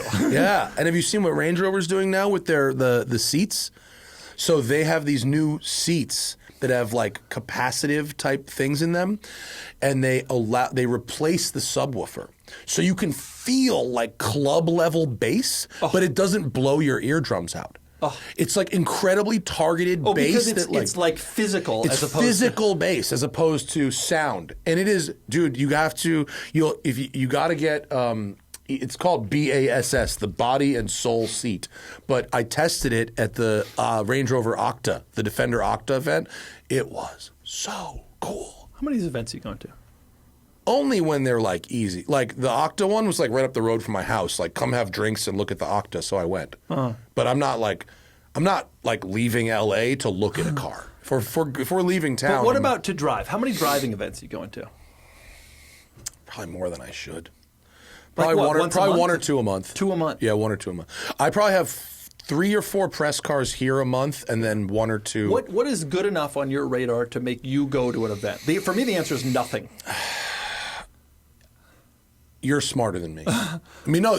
I went to Ram RHO in Palm Springs. That's the furthest I'll go. I do one Palm Springs trip a year, so I can drive one of the sports cars out there. Yeah, you drove the Carrera GT to GT3 RS. And I would have driven year. it to this, except it's still being serviced for the recall. I feel like you guys have a very different interest in the driving experience. Like, because these press events, you guys do track stuff. It's content for Road and Track. So, like, if Road and Track is interested in the car, that helps. But it's, okay, you get to go and drive fast, which... If I fly somewhere... You don't do a lot of track days. I don't. It's always nice to have early videos, though, as you know. I just... it's just such a... The problem is I now shoot basically every day. Like, I shoot 1 to 3 videos a day in my office. And going... You lose 3 days. Yeah. So that's well, you have videos. found a way through, strategy or sheer force or whatever to make the cars come to you, which is fucking great. You got a lot of cars here. I don't have that pull. So I can't do that. So I have to go to them. So I'll go if my curiosity for the car, right, my general expectation that the video should perform at least average, right. And if I'm really going to fly, it's got to be like, it's not, I don't care about the hotels or the flights. It can be basic. I don't give a shit. But I really want seat time. I want to be driving the car. I want there maybe a racetrack. And so you went to the Bay to do Volvo EX90 because it's such a great automobile. We were in Newport. Oh, we did it in Newport. God, why didn't I do that? I think I was on We did it in Newport. Yeah, I didn't go to the Bay. Right. We wouldn't. And it was pretty nice, Newport, actually. Oh, Pelican? Whatever. Wherever the fuck we stayed. I don't know. A lot of the reason the cars come to me is because I shoot a lot of cars that we sell on the site. Yeah. So it's a lot of the press cars I still miss out on being first. They used to be like, oh, we'll get you one right away, but then my views kind of declined a little. They're like, nah. So we're actually all good. You and I mean, you're on a bigger scale, obviously, than us with your videos, but you've seen this. Everyone. Yeah. I consider Stradman to be my barometer for a lot of things. Like I was thinking about Why is that? I was thinking about building a 14,000 square foot house. Then I saw him with his 8,000. I was like, I'm gonna do that instead. Did you build a new house or did you just modify your old house? It's crazy. You've seen what he's got. He's got a 26 car garage. Okay, I know it's a little over the top. I get deep into Stradman But also, content. if I had to live in Utah to do that, you can keep Utah. Thanks. Look at that thing. That could be you. Half done. You know what? Like, God bless him. I hope he's fucking happy. Dude, but I've been in houses. Look, I'm looking behind the house. Behind the house, I'm looking at a neighborhood I don't want to live in. That's what I'm looking at right now. You know, the problem, and I told my friends, I just want to be consulted by everybody about every decision they make. But if your neighbor texts you and asks you about the car, you don't want to. Watch my video. I don't want to be consulted. You know, guys, I don't need much. I just need to be involved in every decision you make. Every decision every person makes. if he had come to me and said, should I build a 9,000 square foot house in a very remote suburb? The problem is, this is what young rich people do. Basketball players do this, right? Yeah. I got all this money, and a house won't satisfy me. I need my own custom house, and it's got to have a basketball court and a 26-car garage and a lap pool and another pool. Dude, remember the fucking the Mike Tyson house in Farmington, Connecticut? What are you doing out there? And all that stuff. And that stuff always comes up for sale. And you know what happens when houses like that come up for sale? They sell for pennies on the dollar. Because it turns out nobody who lives in the middle of nowhere wants a 26-car garage. And this is a constant issue. And I just want to explain this to people. No, buy a house in a dense area that's already proven. Oh, I need a 26-car garage. Well, figure it out. Yeah. But nonetheless, Stradman is my barometer, and even his views are declining, which is a problem because he got the house. He's got payments, mortgage payments. Take the house payment. I understand the mindset of building that dream car person house, especially when you see it in someone else's Instagram. And you go, yeah, that's what I want. Hoover, Tyler. I love Tyler. Same thing. Yeah. It turns out I've started a business in order to avoid having to do that. And that was smart. The dream allure, though, of this 9,000 square foot house with 18 bedrooms, and I'm gonna have a room where I can put my rooms. Yeah. That's not what you should do. It's never a good store of value. I want to. I don't want to tell someone how to dream or not dream. I do want to do that. It's not. I grew up living in pretty big houses. I'm a little spoiled. My parents had But you a grew up decent in an size. area. See, this is what I want to tell it was people. dense. This is the big thing I want to tell people. You want to live in a house where the land is worth more than the house. Yeah. There you go. And you don't want the other thing. Yeah. Because there's no intrinsic value to the middle of nowhere in Utah, or now when you're in southwestern Connecticut or Rye or Greenwich, all those places, that's incredibly desirable. Your house can be torn down, the land is still tremendously valuable. Sure. When you're building out in the middle of nowhere, that's a whole other situation. Sure. It gets sketchy. Well, that's why I follow this account that's huge garage houses or whatever the hell it is. Barn dominiums. I like the barn dominiums. It's similar, but it's basically like mansions around the country that have garages bigger than the house, essentially. And it's high octane garage. That's what it is. And all of these houses are like, look at this, 8-bedroom, 3 swimming pool, 15-car garage, $1.2 million. Right. And you go, wow, you can't buy a house anywhere in Los Angeles for that. But it is next to... And then you look at Google Maps. It's next to an operating farm 20 miles from the nearest town. A cattle farm that smells all the time. Someone basically built a man cave, but it's a whole house. Yeah. Yeah, and they're still having trouble selling it, even though it's cheap by the standards of a 10,000 square foot house with a 12-car garage, because nobody wants to do that. And the few people who do kind of want to design their own thing. They don't want to get into somebody else's built in 1994 14-car garage house. Yeah. That's not their thing. It's a disaster situation. But okay, to circle back around. Stradman's views are down. I'm sorry to hear that, Stradman. Your views are down. My views are down. Ours are fucked. You know what I think happened? Ours are really bad. You know what I think happened? Shorts? The Chinese. Yeah, shorts, TikTok. Yeah. And other things like TikTok. Yeah. We're hoping for a TikTok ban, am I right? Let's go. Yeah, bring them back to YouTube. They're protectionist about the vehicle car industry. Right. Let's be protectionist about your favorite local influencers. Let's put tariffs on American influencers first. We need a YouTube ally in the White House cabinet to investigate TikTok. Let's Yes. cancel all international influencer visas. Totally. This is why you can't trust Chris Harris in that Jaguar XJS situation. He's a British influencer. Don't watch his content. The Throttle House? No. Fucking no Canada. No Canada. Does it? No. We need to tariff that. Trump said 25% tariffs. You should only be able to watch 25% of their video.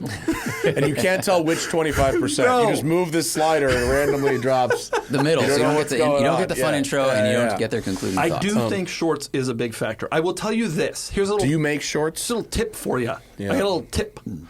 Podcast shorts have been doing unbelievably well for us. Not for money. We put up a podcast short. It gets 20 million views. We make $11 US. Yeah. I can't even buy a poke bowl at Sprouts. So what we found about podcast shorts is they don't convert to views of the regular podcast. That is also true. So there are some issues. So that's the thing for us. The amount you do this thing that doesn't make money. It doesn't does make money not drive or to people. bring audience, but it gets views in the moment. Yeah. But okay, so here's some numbers. This year, YouTube Shorts got 70 billion daily views, which is more than double the number they got in 2021. So It's literally eating And more Instagram of Reels lunch. too, by the way. That's where for it really sure. blows I think up just for us. short content in general. Obviously, TikTok won and has a great algorithm, and that set the precedent. And then it took a couple of years for YouTube and Reels to catch up, but I think they are. They are, and so they're pulling viewers away from long form. They're pulling viewers away. This is the name of the game now. Is like shorts. And YouTube has also divided the revenue share to shorts. So if you supposedly, although that's never really. They're like, oh, well, the short is only 2 minutes and your video is 26 minutes, and it works out proportionally. It may, but a 2-minute short doesn't take like that little amount of time to. If you want to make a good short, it requires time and effort. Our revenue was cut by a third when they started paying out shorts. Are you doing shorts? No. You got to do pod shorts. You guys say funny stuff on this pod. I know, but we did it for 2 years. I mean, we paid a team to like cut them and stuff. Yeah, I used to see them all the time. But again, it brought us no money. And it translate into the actual so it was a loss. Look, streams or downloads. It's like advertising, which I already taught you about at the start of the podcast. You got to do it a lot. 2 years wasn't enough. You got to do 6 years. 6 years, and then maybe someone will come watch the You show. got to do 6 years of paying people, and then maybe you'll get a couple more viewers to the pod. We never got a single noticeable result from any of it. Yeah, I know, but you got to be on it. You can't not. But you have to do it. You got to do it. Because what are you going to do? Not do it? What are you going to do? Not do it? You sound exactly like a marketing team that's trying to sell their service of cutting shorts. I'll tell you what I'm going to do. I'm going to not do it. That's what you sound I know like. it's not helping you, but listen, Everyone's guys. doing it. Everyone's doing it. What are you, not doing it? You Not see doing it. Stradman? He's doing it. Not doing it. Building another building. Everyone's over-levered on their house. Are you not going to do it? Yeah. If we get an F50, I would. I'm building another building so we can fit more cars so people can live in urban areas and still collect cars. And that's because me and you, we've talked about this before, but I want to reiterate it, especially if Hoovie's watching. Hoovie, are you watching? Freddie, Tavares, are you watching? Creating a business on the back of your content success is the only real way to get successful in this industry. Yes. And people hate me now for it. Oh, you're a sellout. Well, fine. I'll How take are you it. a sellout? That's dumb. You're not a sellout. People are like, oh, you only shill cars on the site. Well, it's like, not really. If you watch the videos, like you have both. It's kind of the same. I kind of review the car the same way. Are you selling a lot of EX90s on the site? Well, that's the other thing. I'm sure a lot of them are new cars. We're not selling any Cybersters, although I wish we were. Wait, how do I drive that? You don't. You're not allowed. Okay, it was special. No, here's what happened. Okay, No dynamic analysis here's whatsoever. What happened. All right, I'm going to tell you. I'm going to tell you how it went down, and you'll get on the list now. I on our podcast made fun of the Yang Wang U8. Okay. I'm sure you're well aware of the U8. 100%. In case, for some small modicum of possibility you are not, it is a Chinese sport utility vehicle that can float. I'm not making this up. Oh, this is the one that also did access turns. Yeah. Obviously, we made fun of that. I was like, oh, we could get out on the harbor and drive our U8. But apparently when it's floating, it only goes 5 miles an hour, which is BS. Because on the road, it has 1,000 horsepower. But in the water, it's limited to 5. That's so like funny. a paddle boat. It needs paddles. 5 otherwise it is can go not as faster. slow as it sounds when you're in a car on water. I just want to put that out there. I have a Where are lot. the tires I have grabbing a onto, captain's Doug? license. I have a lot of boating experience.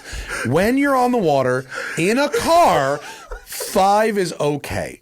Yeah. If you put a more aggressive propeller on the back, it might go 6. The real move, Doug, is you got to go down to Balboa Island. You know, where the ferry is, and just fucking drive down that ramp and into the water. I don't need to wait for the ferry, and then go to the other side, the peninsula, and everybody's like, what's this guy doing? Boss move. I'd be like, no, I know exactly what I'm doing. I got a Yang Wang U8. The problem Technically, is, that might be a crime, but also it might not be a crime. I don't know. The problem is There's that probably no law for that. What? Who would ever drive down the launch ramp? the problem is that once you float the car, you got to take it to the dealership, and there's a thorough service that needs to be completed. You don't say. Mostly because the car was just floating in water. So naturally, we made fun what of is this car. is the point? Is the There point is of no this point. that you can drive it? If you were to drive it into water, you won't sink and die. The point is that this. the idea? In China, the cars are all 1,000 horsepower electric cars, and so they're trying to come up with little ways to distinguish the cars from one another. Which is what And they so do that in here, this too. particular case, the car floats. Yeah, okay. I think it would have been cool if it had antlers. Instead, it has 3 LiDAR things. Volvo Wow. can't even do 1. I'll tell you what. Do those lidars work? Like, what do they do? One of them is probably sonar. Yeah. Okay, so the point is, we made fun of that car, and then we got contacted, or maybe we contacted some Chinese car Sonar so it can talk to YouTubers. whales Right. while it's in the water? Well, it can Okay, talk to yeah. the whales. Yeah. And the whales are like, why are you so slow? Anyway, so we got hooked up with Chinese YouTubers somehow, and they were like, "We're bringing all these cars to the U.S. Why don't we bring them to you?" Yeah. And I was like, "Great, I want to review the floating car." And they were like, "Oh no, Yeah. you can't." And also, when it floats, it's got to go in for service. And I was like, "All right. How about the Cyberster?" And they're like, "Okay, fine." So they brought us that. It's apparently these Chinese YouTubers who were given like a government edict to go share Chinese cars with the world. So I met with them. Oh, you did? I know who you're talking there you about. go. I had lunch with these So guys. what's the problem? Well, the problem was they wanted me to go to China and review cars in China. Right. Which I actually said I would be interested in doing. Really? You don't think you're going to get... I've never been. I'd like to go. But aren't you afraid of... No. Okay. I'd like to try going. But they were like, great, it's next week. I was like, I'm sorry. What? You want me to come to China in like 5 days? Like, yeah. I'm like, no. Right. So I said, why don't you hit me up if some of these cars come here? Otherwise, we could plan something for 25. They never called me again. Well, I'll put them in touch with you. And it's definitely the same people, though. They were talking about the government money spreading Chinese cars to American audiences. I'll tell you this. And by the way, where's my government money? You know? You could have had the PPP loan, dude. You could have had it. It was there. The Chinese government. So, by the way, nice badge on the front of that. So they brought the cars down. And it looks like a drawing of a pregnant woman. It kind of does. Yeah. And then, much in the way they wanted you to come to China, they said, "Hey, look, the U8. I couldn't review the U8, and the reason for that is the U8 is in Alaska, and actually they're sending all the cars right now to Alaska for cold weather testing, or no, just to like do videos in the snow." Really? And they were like, "If you come to Alaska." And we shot these cars 2 weeks ago, and they were like, "It's next week. Come to Alaska," which actually to me is even less appealing than next week go to China. It's December. It's cold. Yeah. It's winter in and Alaska. I was like, no. And then they offered us apparently some decent sum of money, like $20,000. They're going to give you $20,000 to come to Alaska, and I was like, no. Yeah. Partially because that money would filter to the business and not to me directly. And so that didn't happen. And the cars are all in Alaska right now. So if you want to drive a Cyberster, I think you have to go to Fairbanks. But they're going to come back. That's a no. But I would drive it in Los Angeles. And I was interested in going. They didn't say anything about paying me, but they did say they would cover the transport and whatever. I get the sense with the Chinese and the Vietnamese, like VinFast offered me money too, and I was like, no. Yeah, they offered me money to go on that thing. I can't take it. Yeah, no. you can't do that. I'm not taking it. What amount would you take and not disclose? From an OEM? I've turned down. Really, OEMs have offered you money? I've turned down money. Nobody's ever offered me money. Not to not to pretend to review, but they've asked. OEMs have asked me to make influencer level content for their social Is this for what money. they're doing with the TikTokers? I'm sure. The TikTokers can't make money any other way. I'm so are the 100% automakers certain. Yeah, I'm sure they are. I mean, TikTok pays out revenue too, but I think there's probably a lot of influencers, as there were on YouTube, on TikTok that go, "Here's the thing, and here's the 5 things about it." And I've talked to TikTok because now TikTokers are like on press launches, like the same way that okay, we were YouTubers and that was a new thing, when and the I old went to magazine Lexus guys. UZ launch, which by the way, that's a real car. No RZ. There were TikTokers there. So there have been TikTokers in the last dozen events I've been on, and some of them have told me that they were getting paid. So the automakers are like, we're not above this. Of course. No, they're not at all. They weren't above it with YouTube. They're not above it at all. That we won't talk that were doing YouTube reviews, and they were getting paid big money, and because I understand why audiences accuse us of shit like that. It's because there are people taking the fucking money. Yeah, it's just that you don't get credit for not taking the money. Right. That's the baseline assumption. Yeah. One thing that has always annoyed me, because I was militant about not taking the money to the point where when I went to press launches, I paid. One thing that was always really beneficial was YouTube was a golden era where you actually could make the money doing the job. Whereas TikTok, you should see. We talked to a TikToker, nameless, who told me that he got 100 million views in a month and made $7,000. That's crazy. They don't 100 million views, and that's pre-tax. So you have to get 100x more views than on a YouTube video to make basically the same amount of revenue. Isn't that crazy? Yes. And so you kind of understand why they have million views 100 for 7,000 views. Imagine being able to tell someone, I got 100 million views. And they're no going, TV show in the history of the world has ever gotten that. He did it in a month. And you know what he made? Enough to cover rent. He told me that his dream, he lived in California, he told me his dream was to buy a house in California. I'm like, dude, if I was getting 100 million views on YouTube, I would buy Modesto. It's wild to me. Yeah. But so you start to understand why the TikTokers have to take money because because they don't make the money coming in off of TikTok. It does pay out, but it doesn't pay out like I didn't know it was that low. Wow. Isn't that crazy? It was YouTube 2018 was payout. really the one you wanted. That was 2018 was a big old year for the smoking tire. We had volume of videos and a real healthy Me too. base. 18, 19, 20, 21. Yeah. They were my years. And it's still going, but like YouTube, even if I was doing the same number of views as before, I mean, it's just the things aren't there. Like the situation isn't there. Yeah. And I don't think anybody's doing those views. A lot of people migrated off to TikTok. And I see comments sometimes like, I could get all this information on TikTok. It's like, well, I don't think that's true, but at the same time, like I get it. If you're not like if you're interested in an EX90, you'll watch a long video about it because you want to know. Yeah. If you're just a casual person who wants to see a couple of glove boxes open, see it on your reel, scroll to the next one. Yeah. Right. Look, you got other things going on now. I mean, the videos are the marketing for the auction site. I mean, that's right now. I mean, when here at Westside, it's obviously much lower revenue than an auction site, fewer people and whatever. But how do people find us? 70% Google Maps, 30% the smoking tires. Well, and this is a real business, and that's my thing. And I tell this I've talked about this before on the show, but I really believe it's so important.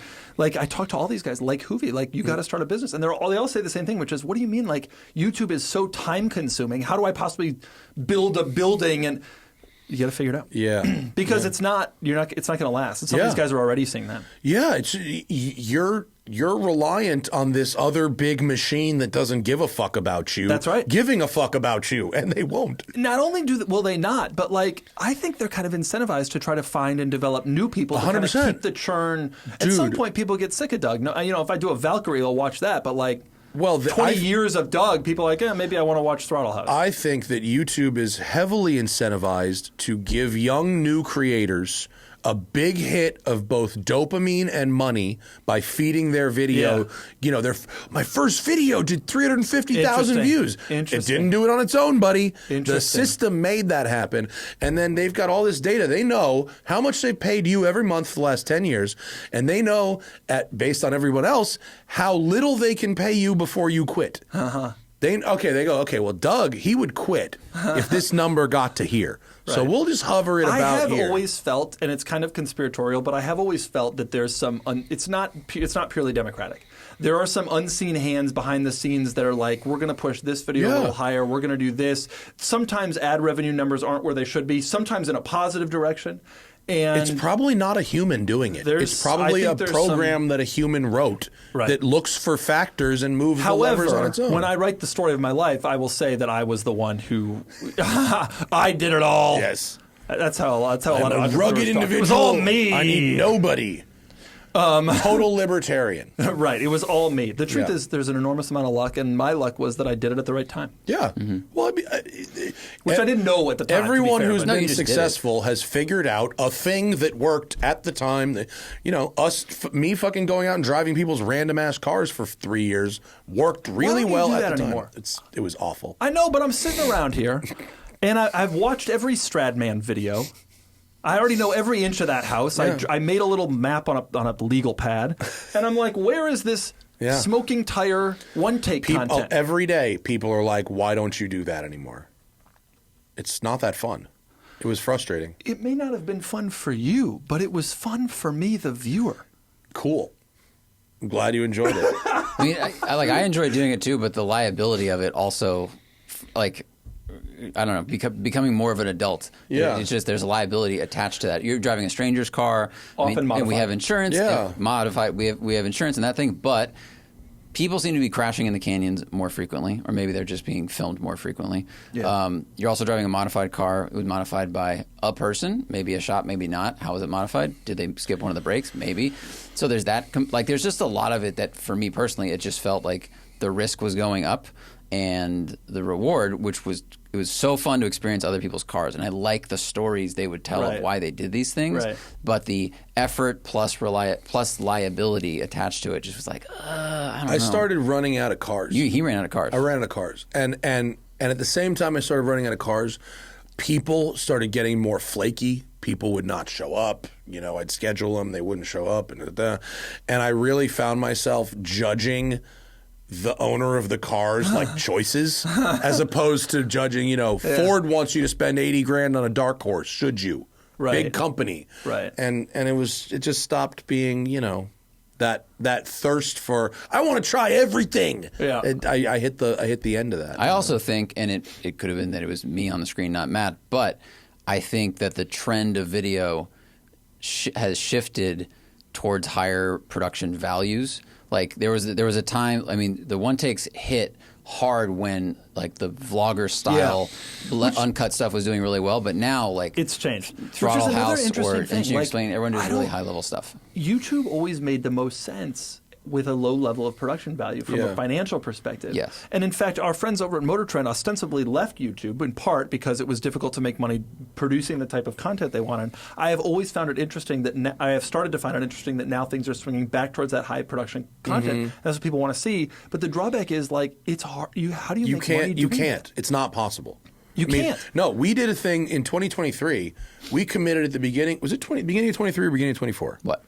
When we attempted to write scripts, increase our production value, and create what we were told people wanted, higher production, and we probably got a 50% increase in views by doing it, but it probably took 4 times longer and more energy, and so it wasn't worth the increase. You know who's got a great situation is that Jason Camisa fella. Yes, definitely. We could just go to work for an insurance company. That'll just solve all the problems. Yeah, They are saving driving. saving driving. They own Radwood. Yes, saving driving. They saved driving already with the did. Radwood purchase. It's saved. It's been saved. No, he's got a good situation. Yeah, working for a company that doesn't want to make money on their videos is a good position to be in. Yeah, it is. Yeah. He does a great job. He's got a good budget. He does a great job. They make use of their resources, so good for them. What do you think about him and Lieberman? I always feel that they should have gone off and done their own thing. They have this weird frenemy thing happening. Well, I know that, and everybody in the business either hates or likes, but hates each other. Like I go to press launches, and I'm like, I don't remember if we hate each other or not. I like them all, but You find out by the second drink. But like, why don't? This is a contention I've had for a long time. You're friends with both of these guys. You need to get in their ear. Why don't they both go out and start their own thing? Lieberman, why doesn't he have his own YouTube channel? He should have done this 5 years ago. What's the deal there? I think Motor Trend has always dangled sort of just enough in front of him to keep him engaged. I think. But his audience. He could make a YouTube channel. I think he has personally a better audience than Motor Trend is offering him. Right. Yeah, people know I do. Johnny, but a lot of people know Johnny don't even know that he works for Motor Trend. A lot of people watch Camisa's videos and couldn't tell you if Haggerty sells fucking eggs or insurance or homes. That's right. Yeah. So what's the deal there? I don't Why doesn't know. Camisa go out and make the money all for himself? Well, as we just talked about, making the money is very, very hard. Especially the production value of those videos. They're not making very money. expensive. I think they're losing money. For Camisa, a part of it must be that he knows he can't produce content like that on his own. Yeah, he's losing money. Look, I mean, and that's a really great system because you need a sponsor to pay for those videos. They cost a lot of money. But also, Haggerty's a brand that has a reach to a lot of different customers that have cars that he can film for different videos. Yeah. And they also have a pull-in relationship with the OEMs. I mean, I don't – it'd be hard to imagine a sponsor or partner that has a better network and resources than just money. Yeah. Mm-hmm. Yeah. That's a good point. You know what? Nonetheless, I'm a big supporter of when people own their own stuff. Sure, I get it. Yeah, for sure. But Johnny's been with Motor Trend for so long, it's probably like all he knows. Yeah. Starting a new channel from zero today. It would be hard. Yeah. But it wouldn't have been so hard 5 years ago when I first started harping about this to my friends, and I never told Johnny, but I probably should have. Yeah. He's listening. Going, dude, I've drank 3 waters and 2 coffees. I have to pee so bad. Y'all talk amongst yourself. Sorry. Not normally what I do on the show. What do we got to talk about, Zach? What are you driving? Same M3. M3. But you want to see the photo of what it's doing right now? Uh-oh. You got a 54 problem. It's getting wrapped because my clear coat was peeling in 6 different places. Yeah. Do you know what the prep procedure is for really properly wrapping a car that has really bad clear coat? No, what? They got to peel it off? They sand the car down, but they also were like, hey, we can fix all the little pits and spots that are all over your cars from 140,000 miles of road rash. Do you want us to do that? And I was like, yeah, sure. Like, let's just go for it. There's no coming back anyway. Right. I knew that. Right. Right. Look how many problems my car had. It's like a police shooting and all the bullet holes are marked. Exactly. Yeah. What color are you wrapping it? Obsidian green metallic, so it should be close to Oxford green, which is a OEM. What are you going to do with the paint underneath? Well, eventually. Are you just going to leave it like this? Yeah. Because you're wrapping it. So I'm wrapping it. So you're cares? going to leave it with all the little black lines and holes and everything. Yeah, because all of that is they filled all the little spots and it's all sanded perfectly down. Right. But it's just going to. It's the finish is perfect. It's just that it's not the color. Right. It's perfectly smooth. It just looks like it's not. And it then looks you'll sell like this the car moon. in 3 years in Cars and Bids with the wrap on and be like, the paint looked good the last time. I mean, if I want to sell it in a couple of years, I'll be very honest about what happened. Like, here's the value of the wrap, and here's what's been done to it. Right. Or I have to make a choice in 5 years and go, I guess I'll paint this car. Yeah. Or it'll become a race car because the cost of painting a car, as we just discussed, even on a car that's not worth $3 million, is expensive. How many miles do you have on this car? 145,000. Wow. Have you had to do cats? No. I got a buddy Incredibly. who had one, and cats were $10,000. On what? E46 M3. Are you serious? Yeah. 10? My Or like 8, but like in that so range. glad I haven't had to do So that. get this, my trainer, he's got a van. It's got all his gear in it. I have a gym at my house, so he comes in, we train, but he also can train people in parks or whatever. Yeah. So he's got he just bought a used Ford Transit, commercial van, right? He buys it in Oregon, drives it back. Halfway through the fucking drive home, he got a PPI. He did everything I did. Halfway through the drive home, check engine light comes on. He gets home, back to California, bad cat. From a fucking 3-year-old van he bought in Oregon. $4,800 for a commercial fucking that thing Ford in Montana Transit. for about $650. That's what I would do. Listen, I was like, hey, here's some options. Here's some options. I was like, you can go Montana, which is shady. Or I said, you can sign this employment agreement and drive around on my dealer tag. I'll do that. Can I do that? What would you charge me to do that? To drive on your dealer tag? On your dealer tag. On the record, you may not drive on my dealer tag. We'll talk later. You'd have to be an employee of my course. dealership, of my company. All right. And can I pay you to be an employee? Yes. Okay, let me ask you. If I get hit with an $8,000 cat bill, I'll Let me pay ask him you for on the it. Johnny Lieberman subject. You're buddies with Johnny. You could call him up. Mm-hmm. Who is the most famous person you could call up? You. Who's the most famous person I could call? You get on the phone. Hey, it's me, Matt. They're like, oh. I mean, I suppose Joe Rogan. If you called Joe Rogan, you think he'd take your call and be like, hey, Yes, man. I do. Joe Rogan's pretty famous. That's fine. Leno. I guess I could You call got Leno's Leno. number? I do. Whenever he calls me from block number. No way. Really? That's so funny. I have. He did not block his number when he called me. Yeah. Farrah's got the Leno hookup. Do I know anybody more famous than that? Yes, but I don't know if I want to name them. Oh, wow. Oh, really? Yeah. Oh, we got some people we don't talk about here on the show. Someone I 'Cause know they're more clients. famous than that? Brad Yeah, I'll cut Pitt it out. keeps I his mean, car. It's hard Jerry? to be more famous than Joe Rogan. I don't have Oh, I thought you Seinfeld's did. number. I thought you did. Okay. If he was sitting here, we'd have a great conversation. But I don't have Jerry's number. Got it. Did you read the whole Jay Leno fell down a hill story? No, I saw the headline. Okay, and I saw I'm his going to tell you face the afterwards. story. It didn't look great. I'm going to tell you the story. Buckle up. It's the wildest. So I also saw the headline and I was like, that sounds crazy, but okay, whatever. And for some reason, the next day I decided to dig further into it. This is Jay like the Leno- opening to Serial, season 3. Yeah, it's like that. The Hill. Honestly, it's like the whole story is like Jay Leno, a man who is probably worth $500 million. I don't know, 200, 250 million. He's got a McLaren F1. Yeah. He's rich as fuck. He's in suburban Pittsburgh staying at a Hampton Inn. Was he doing a gig? He's doing a gig. He's in suburban Pittsburgh staying at a Hampton Inn, 30 miles outside Pittsburgh. I'm not talking about he was at the Hampton Inn. Yeah. He's rural Pennsylvania, but close enough that those people may be going to Pittsburgh for a show. Yeah. Okay. 30 miles outside Pittsburgh, staying at the Hampton Inn. This is Jay Leno, McLaren F1 owner. He's at the Hampton Inn, and he decides, this is what was reported, and I verified it all on Google Street View. He decides he wants to get some wings from the wings place in the strip mall next door, whose anchor tenant is like a party supply company, where they sell confetti. Okay? I mean, look, all of this is tracking so far. This all sounds just like Jay. The Hampton Inn is elevated on a hill from the wings place. Yeah, you can walk to the end of the parking lot of Hampton Inn, turn around and walk all the way to the wings place, or you can try the hill. And by the way, the hill has a dirt path that people have walked in over the years, a desire path that people have walked in to get, presumably, to the wings place. He's walking down the hill, which is a pretty severe hill, trips and falls, hurts himself.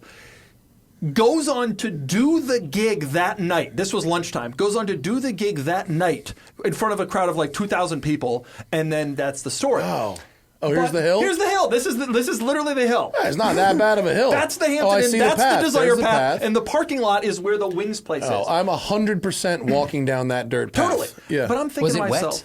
Also, he is 70. It's Pittsburgh. 60. I'm thinking to myself, how many McLaren F1 owners Have fallen. are staying at this Hampton Inn in Yeah. suburban Pittsburgh, trying to go get wings? And by the way, the Wings place is one of those. It's probably got like a 3.3 on Google. Yeah, it's probably B-dubs, dude. It's just probably like- Buffalo Wild Wings. It's one of those places with like a neon. Like it's not. Dino's Sport Lounge. He was headed to Dino's Sport Lounge that specializes in buffalo chicken wings. This is Yeah. from Reddit, according from our Pittsburgh. This guy is a McLaren F1, and he's going down a little path to get to Dino's Sport Lounge. He shaved 350 feet off of his walk by going down that hill. To be fair to him, I looked at the street view. It is a long to go all the way around. It seems I get annoying, it. yeah.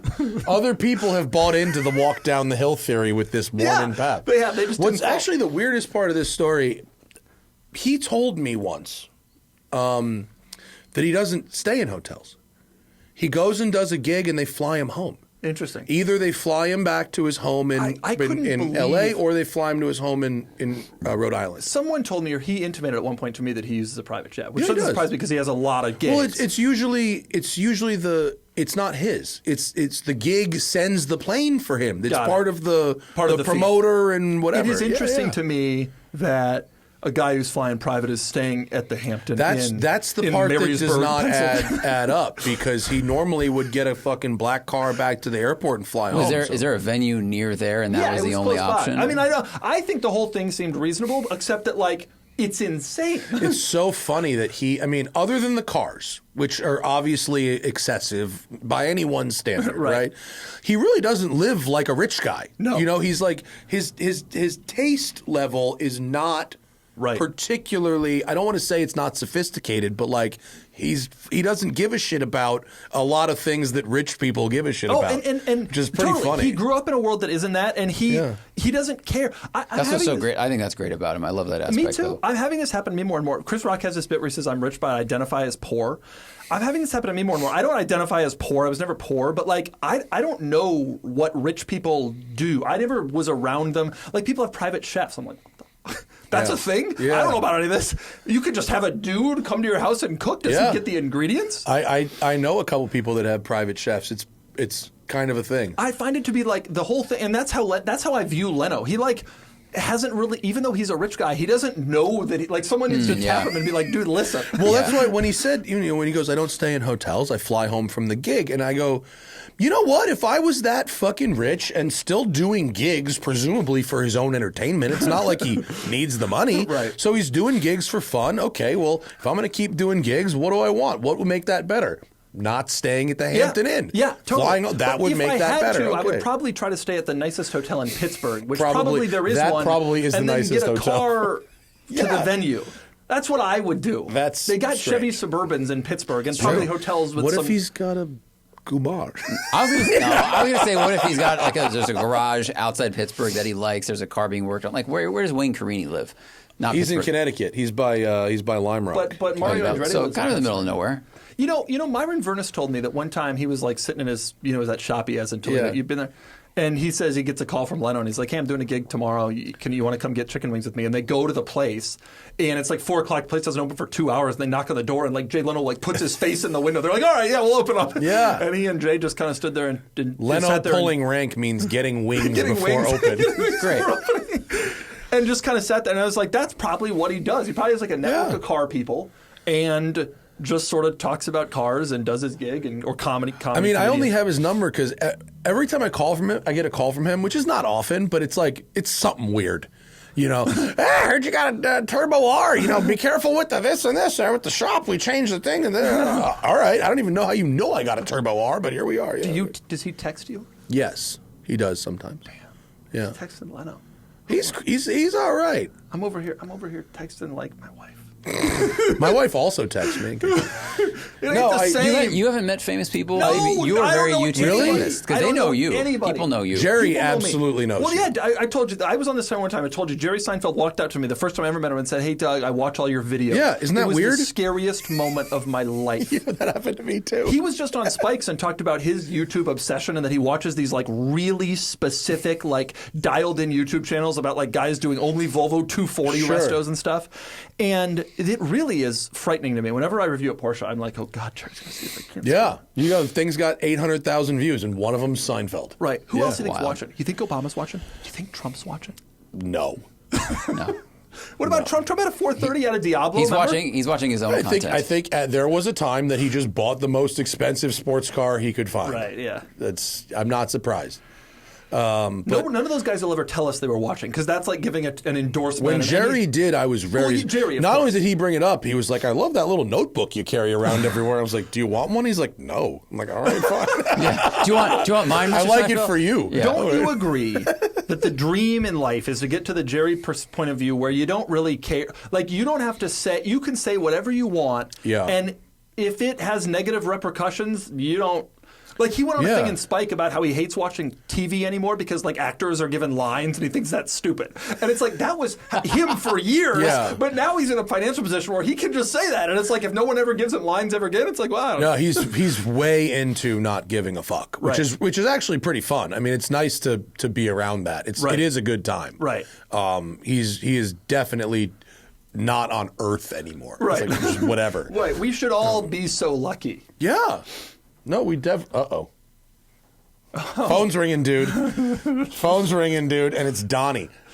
And we're recording right now, so he's not. Donnie, are you a Patreon member? Donnie's not in the Patreon. But the I do. There's a level of rich and success, where you stop giving a fuck. But before you decide you want to bend the world to your way of life. That in between. You got toys, you got time. You know, you don't really have anywhere to be. But you're not like, you know what would be good if I entrenched my money and power for generations. Yeah, Jerry doesn't seem to care about anything. I've never heard him say anything political. He doesn't give a shit. The one time he did get, a couple months ago, he got in some heat because he did blame... as the thing that older white guys do, he blamed the left for canceling. Blah. And actually, to his credit, he backtracked and he went, you know what, I was wrong. And he did say that later. So I give him credit for that. He didn't have to. He could have just ridden that out. But he actually did go back. Donnie's calling me again. Someone must have given him the fucking stream. Something. He don't call twice in a day. Unless you found my valve covers Just or my valves. text him and say, I'm recording right now. What do you want? Maybe Donnie is the most famous person that you know. Yeah, maybe. Hang on. Oh, what's happened here? Hey, I'm recording. What's up? Let's see. Well, maybe we can figure out what's happening right now. Maybe he'll text back. I can't believe you know all these famous people. I gotta get in there. Because I live in L.A. They're just around. I gotta get in there. It's not like these people sought me out. I just see them in L.A. You know what annoys me? What? A lot. I only know from the cars that I filmed. Yeah. I only know rich car owners, and that isn't particularly interesting to me. Well, they're not interesting someone who people. Simply has money. Oh yeah. That has like a 0% interest to me. It could be negative. It could be there's a lot of people that have these big car collections who are actually, to me, specifically less interesting because of that. Right. Oh, like, Matt, you got to meet this guy. He's got he's got this and this and this and this and this. And I go, I don't care about any of that shit. kind of stuff all the time, and it's like, don't care. I'm good. I've seen cars. I know what they are. I'm right, and I've driven them all, and I just can't find any more rich people who are trying to buy their way into an audience. I just can't do it anymore. The worst is if you're that rich and then you decide you want to be an influencer. Right. It wasn't enough to be a billionaire. Right. Now I need. Well, these people have a currency stopping that me is in the beyond street. money, which is views and likes, and they're Right. obsessed with Yeah. it. They're obsessed with because they've already made all the money. Right. They've conquered that world. Now they want to get into the likes and views world, and I just have so little respect for it. And I get a lot of these, like you, obviously, like a lot of these intros, like, yeah, you got to meet this guy. Do I? Why? I mean, unless he's the Sultan himself, in which case. There are a couple of people that are interesting and cool despite the things that they own. Yeah. But it's almost always an exception Yeah. and not the rule, particularly in this city. People who don't have a ton of money don't realize that. They think that if you get a Countach, you're suddenly interesting. I have literally, like you're saying, I've literally found the opposite. That like these people are just like, it's just rich guys who want to like show off their stuff, and I just find that to be so dull. And I have to And the pretend to be interested. the allocations, Oh my and God. stuff. It's the just Porsche specs. Isn't it crazy how for some people allocations are so addictive?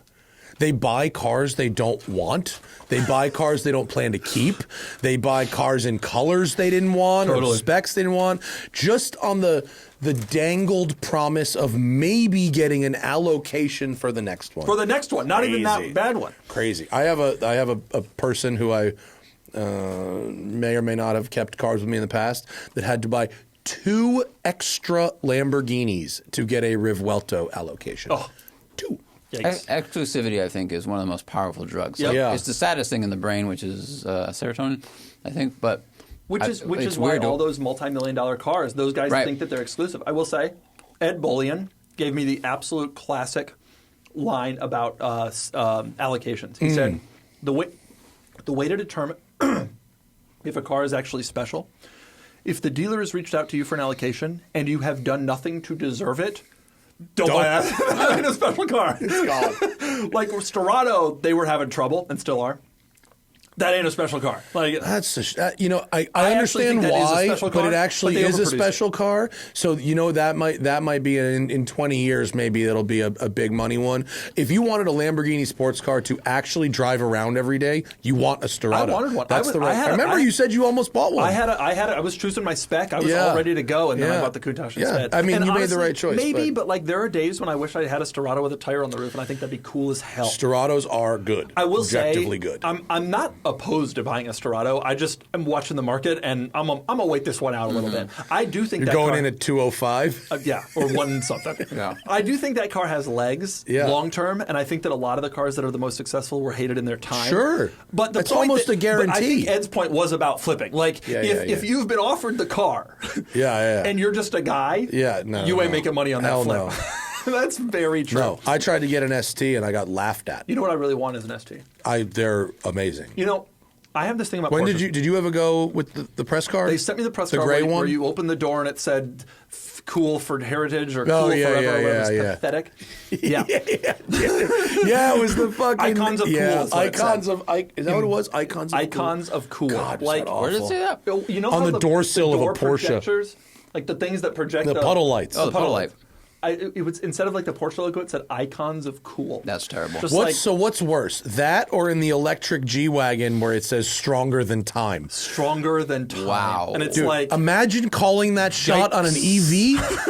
An EV stronger than time. Get the fuck out of here. okay, the 911 ST. Let's talk about the 911 ST. It's the greatest car on sale right now. I have this thing about Porsches where I kind of hate all Porsches. Sure. I kind of hate the community. I hate the whole thing. I hate Carrera GT, but it. that's like that one is kind of an example of why. Like they were all silver. They had no options. Like that is an example of why I don't get into the Porsche world now, where it's less about the driving experience and more about the color. And and then I drove a 911 ST. And I think it's really special that we live in a time where, like, a lot of people talk about, the old days of Lambo, the V12s, the manuals, like the old cars were the cool ones. Porsche's making one of the cool ones. Yeah, you can do it right now. Right now. Yeah. Like 993 Turbo is an amazing car. This is in that echelon. Of Sure. like, and that car is air-cooled, old school. Like, this is that now. Like, it's amazing that there are very few cars that I'm going to look back on in 25 years and be like, that was That amazing. was the one, yeah. 911 ST is that. I cannot afford one of those. But What are as soon as I what are they drove selling it, for? I came back from the launch and I was like, Matt, yeah, find a way to he I called did. me I from did. Italy. I said, find and a way he to goes, buy this call car. the dealer, get an allocation from Italy. Did you think about calling Porsche? I thought about calling Porsche. I called Yes, I did. I asked Porsche, and they said, there's nothing we can do to help you. You have to go through your dealer. So I called my dealer, which I have a great relationship with, and he openly laughed at me. Yeah. He wasn't like, sorry, can't help you. It was like, you think You and everybody else. You think you're going to get that. Because you bought one Spider? I don't think so, And they son. said that there was like a Hail Mary move you can do. They said there was like 50 to 100 cars that they were going to build, but they hadn't decided who was going to get them yet. And so you would do a build on the website, submit it, the dealer principal would have to approve it, the regional GM would have to approve it, PCNA has to approve it. Whoa. They then send it to Germany, and there's a person in Germany that will look at your build and determine if they... Because they're like, is this going to be a good Is this representative? gonna be a good one? Wow. I should have done that. I know all those people. I worked with all those people. I did it. It got to Germany, and then they said, good night and good luck, sir. So what are those selling for? Do you know? I told you what my client had to do to get one. Yeah. He had to turn 2 current GT 600. cars. Yeah, it's 500-600. Yeah. It's a lot. I mean, I love the car. 600. Get Oh, no, Countach, 100%. Dude, get I Ford couldn't GT, afford it at MSRP. Get a Mercy, get a stick Mercy. There's a lot of cool cars. Yeah, but you could buy an ST today, keep it for 30 years, drive it every weekend, and I don't think you'd get tired of it. I don't think you'd get tired of it. You wouldn't lose money in it. Yeah. Although 911Rs lost a little, but I think the world's hip to that and are priced in the fact that there's Sure. probably going to be more. Yeah. But I'll tell you, I drove that car. I was absolutely astonished. I now consider that to be like one of my top 5 Porsches. 993 Turbo, 996 GT2, Carrera GT, 911 ST. Maybe there's only 4. Yeah. They're 997 Turbo. Love that car. They are my general You wanna manager buy a here, 997 Eric. Turbo? So my general manager here, Eric, it has a .2 Stick? stick turbo. Wow, that's a special car. 15,000 miles. He's looking to sell it. But here's where Doug gets interested. Yep. This car is covered under a bumper-to-bumper warranty until September of 2026, or it hits 70,000 miles. Those cars aren't that unreliable. This though. is I the wouldn't be that worried last about it. 997 on the planet That's covered still- under who's warranty. the warranty? Is it It's CPO? through Porsche CPO. Yeah. Like he extended it, like, you know. They sold them through 12 or 13, and I think CPO will even give you a warranty on a 10-year-old car, and then Yeah, he added to it. that's a special car. Yeah, it's rad. 0.2 stick turbos are really rare.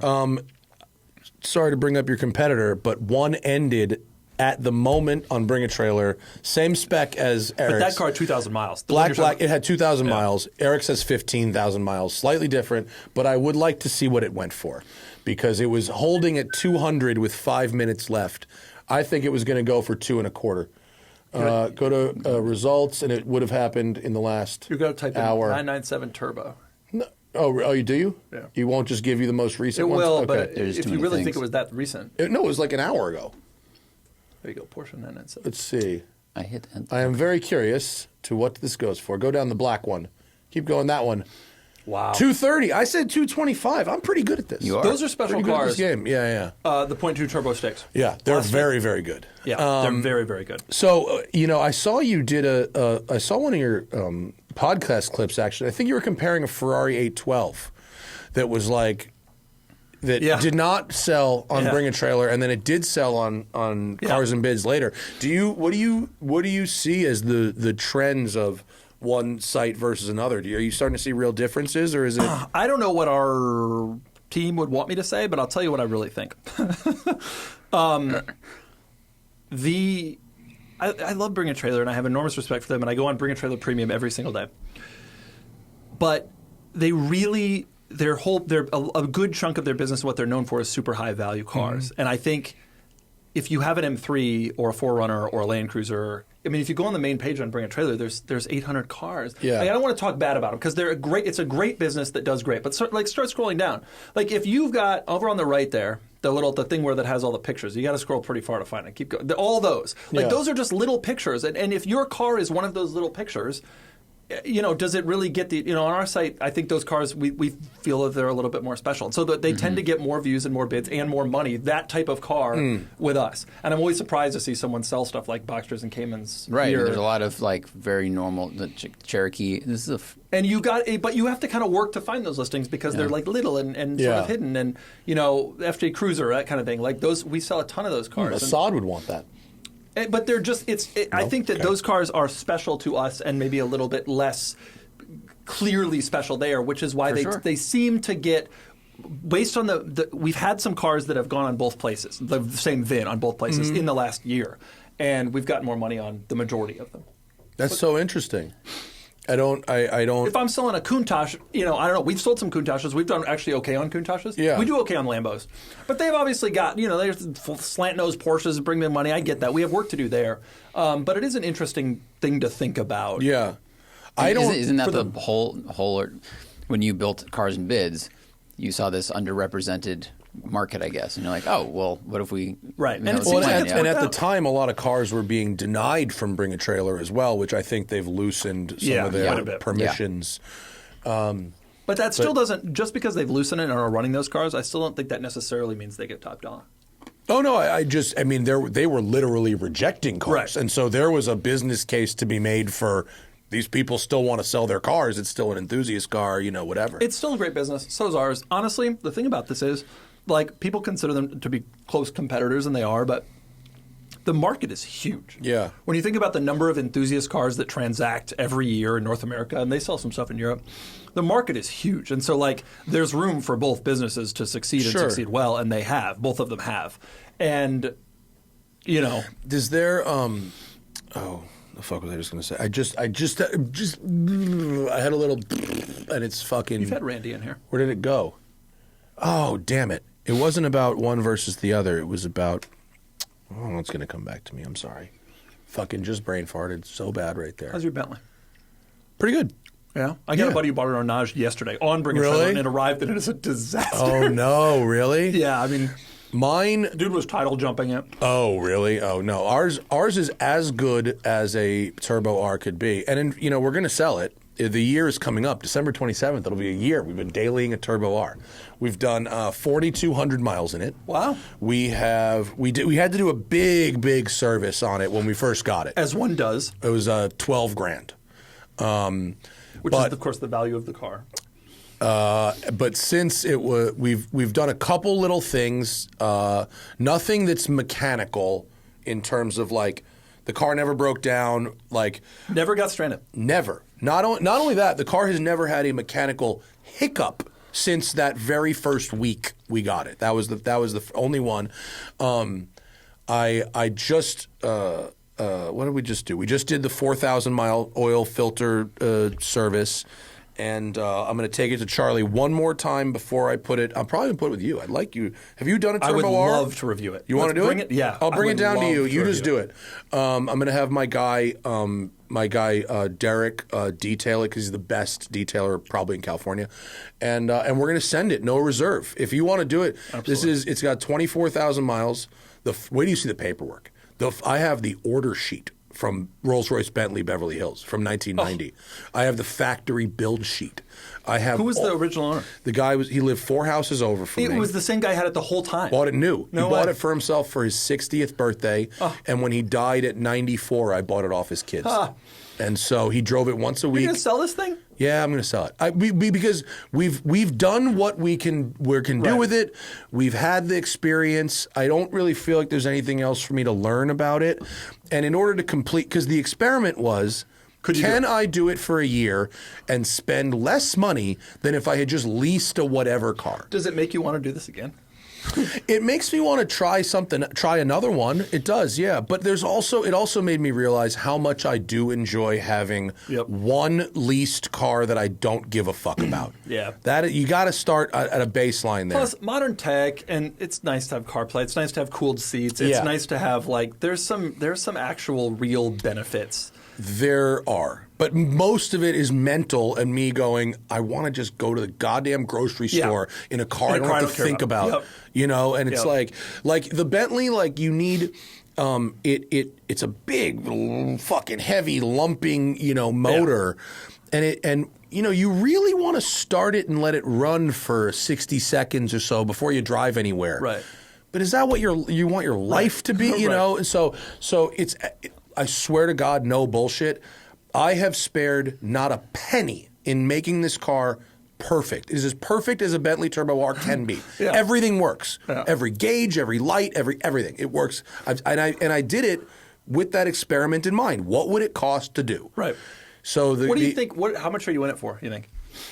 I can tell you exactly. You want to know exactly? I just have to get my notebook. Well, but just a ballpark. I mean, you put $12 grand. What did you buy 12. it for? I bought it for 20, cash. So you're probably in it for what, like 35? I'm probably in it for about 35, 36. Can I get that at a no reserve auction? Maybe, if it's presented well. If I really, if you do a video and I get all this amazing, because with a Turbo R, it's about ownership history and maintenance history, and this goes back to before the car was built. Right. You'll never see a better Turbo R than this. That's crazy. How about that? Yeah, most of them when they got cheap.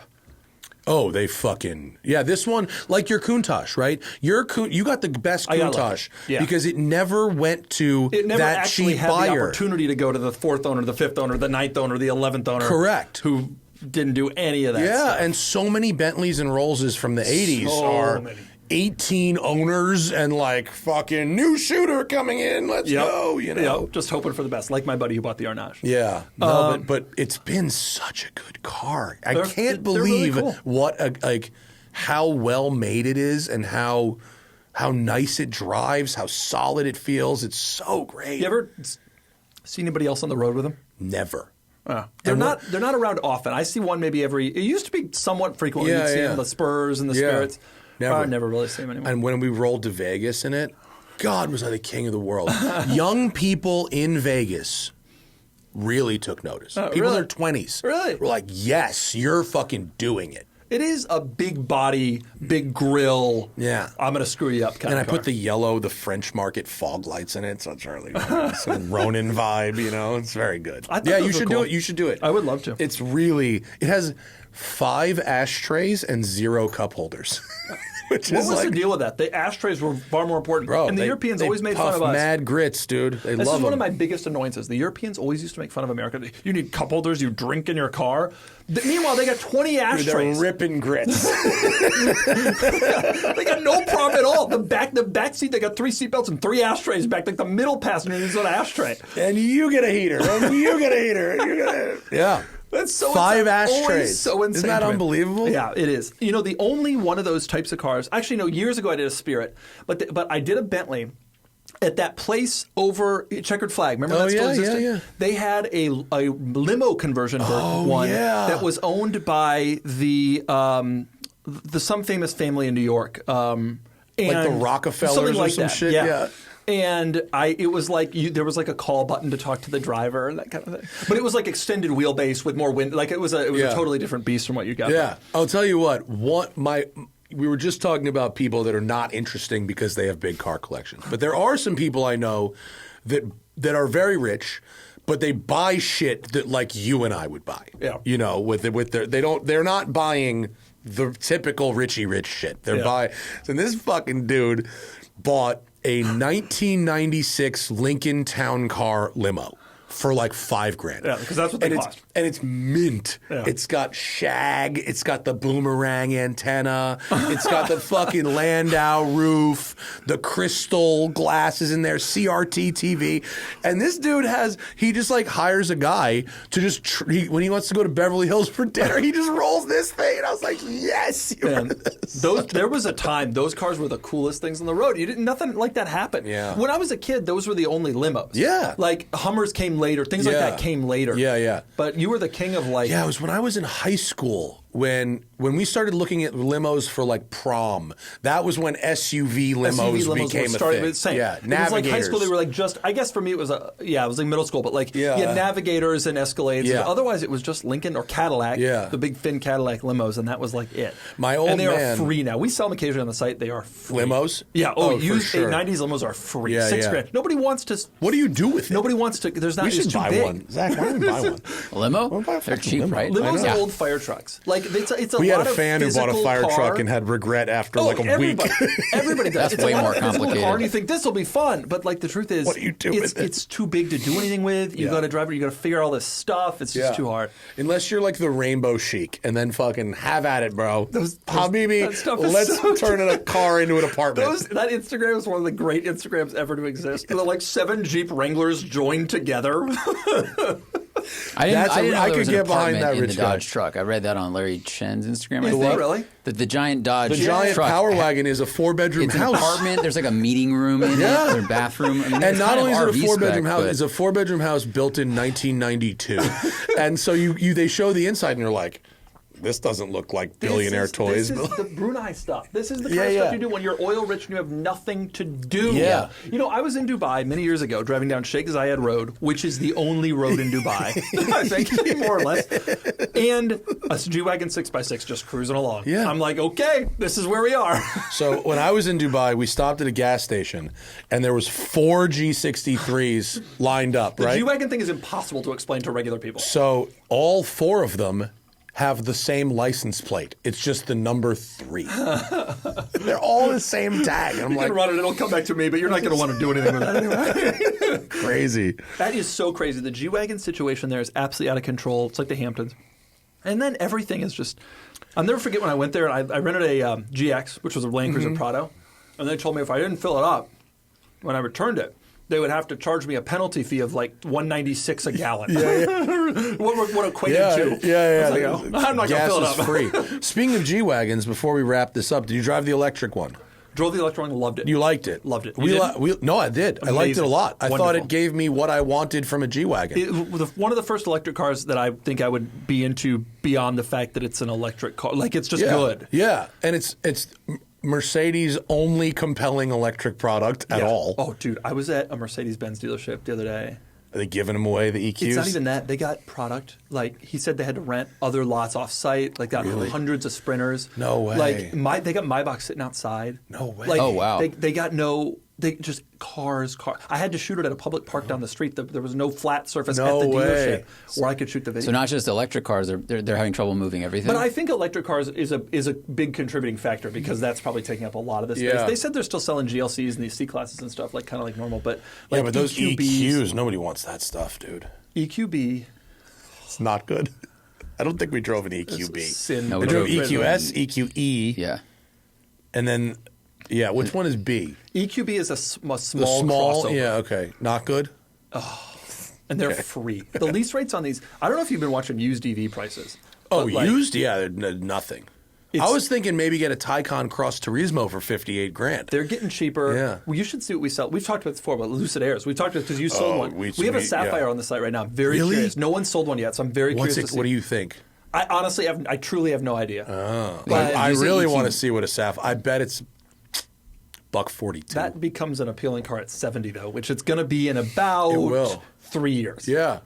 Like I'd be interested in that. Yeah, I mean the Sapphire. We had a lot of time in a Sapphire. It was amazing, but like with all EVs, 90% of the time, the fast one versus the slow one, it's exactly the same. That's a good point. I never really thought about that. You know, That's a you good point. go take out a V6 Charger and a Hellcat, and in traffic you can feel the difference. Right. Go take out a Taycan Base and a Taycan Turbo GT. In traffic, same car. And even the base EVs tend to be pretty powerful. Yeah. Like they're pretty quick. Yeah, because it's instant torque, and you're just like, even like the base Mach E that I had, the rear wheel drive, whatever. How often did the accelerator pedal hit the floorboard, and I was like, not enough, need more. Right. Never, Very rare. not once. Yeah. It's only like a bragging rights thing. Yeah. The Tesla Performance. Well, and it's such an easy thing for them to do technologically. Right. Today, not the first time, Right. but today, it's and that- the power doesn't affect the range or the efficiency. They're separate metrics. Right. You can have a very efficient EV that's Right. also very powerful, Right. which you can't do in a gas car. Right. Yeah. So And- they're like, oh, why not? Right, I and got they do, 1,000 and so they power. just jack it up, and that's why speed isn't special anymore. Yeah. That's why we got our Countachs, and that is what is special. It is, and your very slow Carrera GT, which is still having the recall fixed. The recall's done, but now I got to do it. Dude, okay, here's a good one. I go into the dealer. Because I thought you were like, you had a workaround for the recall, or did you just like not? I just drove it. You just But See, they didn't have any incidents. That's called interesting rich guy. They you know what I They mean? put a stop drive on the car. They Yeah. didn't have any incidents. It was just like inspect it and see. Mine was Yeah. fine. But here's a great one. So I go to the dealership to do the recall, and we discover that I need to do the 4-year service. It's been 5 years since I've done the last 4-year service. I'm like, all right, I'll do the 4-year service. And the guy, the service writer's like, yeah, okay, you want to do the 4-year service too? That'll be about 15. I'm like, excuse me? He's like, yeah, about $15,000. I'm like, what? Whoa. What? Like he said to What me, are like, they- what's like in the I was- 4-year service? Dude, it's like a couple belts, fluids, that's it. Does the engine basically. notes come out? No. Oh, okay. 15. Carrera GT tax is what is called in the That is a heavy- win list. Isn't that wild? Heavy. And I'm heavy just like, tax. okay, I Yeah. guess it'll be 8 years before the next 4-year Sure. service. Yeah, wow. He just said it to me like it was like I should assume that of course it's going to be 15 grand every 4 years. Yeah. I have every service record for that car going back to new. They used to be the oil changes used to be $1,100, like just It was the same when they had probably dealer techs that were more trained up on it and had the equipment ready to go and whatever. oil changes are still not that expensive, maybe like $2 grand, but the 4-year service apparently is. It's a dry sump, right? It's got to be a dry Yeah. sump. Yeah. So it probably holds a lot of oil. Yeah, I'm sure, and that's a component of it. And changing the belts apparently is a pain, et cetera, et cetera. There's a few things, but like it's not like I'm doing a big thing. No, here. I know. Yeah, the Bentley in the major service, when we changed all the fluids, it was like, holy shit, this holds a lot of oil and coolant. Yeah. Like, this holds like $300 in oil. Yeah. it's like 11 quarts. That doesn't surprise me, honestly. It's a big motor and a- Countach has enormous amount of oil. Yeah, and it takes forever to get it warmed up. I can drive that car for 20 minutes, and the needle barely starts to warm up. When I would leave here, the needle would come off when I would get to Malibu. Yeah, like George in the Evans was morning. like, don't drive the car hard until it starts to warm up. And I'm like, then I would never Yeah. drive it hard. Yeah. Ever. About how many minutes is your home to office It's commute? not enough to get the temp needle moving. It's not. When I moved, I was like, oh, my new house is so close to the office. And then I was like, wait, this isn't enough to drive any of the old cars. I do all sorts of stuff. I do all these loops, though, around. It's like Yeah. a 40-minute, 8-minute Yeah, it's 1.2 miles direct, or I have like a 9-mile loop I can Right. do if I need to actually get the car warmer. Yeah, Right. yeah. Oh, wow. That's radio. That's our program. We don't take questions anymore from We viewers? don't. We do, but when we have a great guest and we're doing 2.5 hours of radio, it's not something we need. I mean, we have them, but Zach, hit me a question. Hit Matt with a question Do you that wanna you s- have for Matt. that I have from Matt. Oh, you mean a fan? A question? No, a personal question from Zach. What questions could Zach have for me? That we haven't covered in that we haven't shows. covered in every You could just- fucking thing you we could do have- together. you Oh my God, there's so many questions. No, there's always a lot, but like I'm gonna pick two. What about Pick speed two, round? pick 10-second We're answer gonna per do question. two. Okay, I What if can we do do speed that? round. All right, fine. Speed round. We're gonna do 6 questions, 1 minute, 10 seconds each, and I'm gonna start the timer. I got a timer. Ready? 0. Oh wait, I actually don't want a timer. I want a stopwatch. Okay, I'm going to start the timer as soon as I finish reading Liang's question. Of course, if you want to ask questions of our guests, patreon.com/the Smoking Tire Podcast is where you do it. Okay. Liang says, with Toyota pulling the plug on the Supra, are enthusiast gas cars losing the business case for manufacturers that only the niche, old, and expensive are moving that segment forward? Kinda. Next question. Kinda, yes. I legitimately worry about that, and I think the fact that they're pairing up, like the BRZ and the Supra and the Z4, is kind of proof of that. It doesn't make financial sense. Next question. That was 9.1 seconds. Micah says, how has the R8 aged, and what is a good modern equivalent? Shockingly well. Those Very early well. R8s are still desirable. Yes. Good modern equivalent. The R8 they stopped selling 6 months ago. Yeah, I Performance. guess that's a good one. Lexus LC maybe, although it's not as special. But yeah, the R8 It's still the it's R8. pretty expensive Yeah. compared to what it was. But yes, it is. I think the early ones have aged really well. That took 25 seconds. We need to do better. Paul says, which one car from the Brunei leaks would you choose to own if possible? I mean, McLaren F1, but really the Bentley Dominator, their SUV that they made just for them. Which was based on a P38 Range Rover. Hell yeah! Very funny. You know it'll have no problems. A one-off car based on a P38. Bentley based on a 90s Bentley based on a 90s Range Rover. And by the way, the fact that the Sultan, they figured out at luxury SUVs before Bentley did. They were did. like, you should make this. And Bentley Yeah. was like, we're just going to make a few. They should have done it early. Ferrari Fiero, $300 to $400K to spend on a weekend driver. Is a Ford GT the answer? Yes, not or- a big Porsche guy. Yes, or a Murcielago. Or I'm going to go out and say a Ferrari 430 with a manual. Yep. I'd rather have a Mercy or a Ford GT. I would too, but I just wanted to throw in a little extra fun. Doug, nice Cam says, father's looking to get a Ferrari F8 Spider. Market seems to be 30 to 50K over sticker. Should he wait to see if prices fall, or is the whole last V8 non-hybrid going to help? It depends how long he's willing to wait. I don't think prices are going to fall that quickly because 296s are so much more expensive. But if you want to wait 3 years, yeah, they'll fall. But go get a 458. Get a 458 or a 488. I like the F8. I'm not one of those people who's like, but I think the 488 to F8 is an incredibly incremental difference. Get a 488. It's the same car, basically. Christian says, why is Doug such an LFA hater? Because it's trash. You think it's trash? I was there. I was there when they couldn't sell them, when no one wanted it, when everybody complained about the transmission, when everybody thought it was ugly. I was there. And now everybody's backtracking. Yeah, it's the greatest car ever made. But now you know.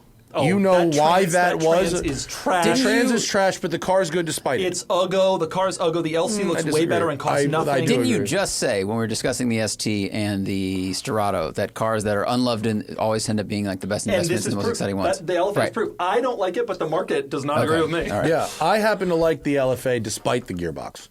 But there are definitely people who have said to me recently, those single clutch automated manuals, they have more character. They do have more character. And I go, they're shittier. They're worse. Fun. They're definitely fun. It's worse. like driving a manual. I'm over PDK. Dual clutch is like, it's too easy. It's too easy. Nah, but it's still good. I think it's still good and fun and it functions well. I use it myself. But you get my point. It's too easy. Those single clutches, there was some work involved. It felt a little more mechanical. It was the worst combination of both. Give me a 612 with an F1 transmission. I'll drive that thing all day long. $30,000. The front end of this looks weird, by the way.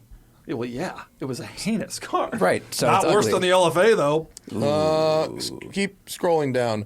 I don't like those three questions. Keep going. Keep going. Keep going. Keep going. Keep going.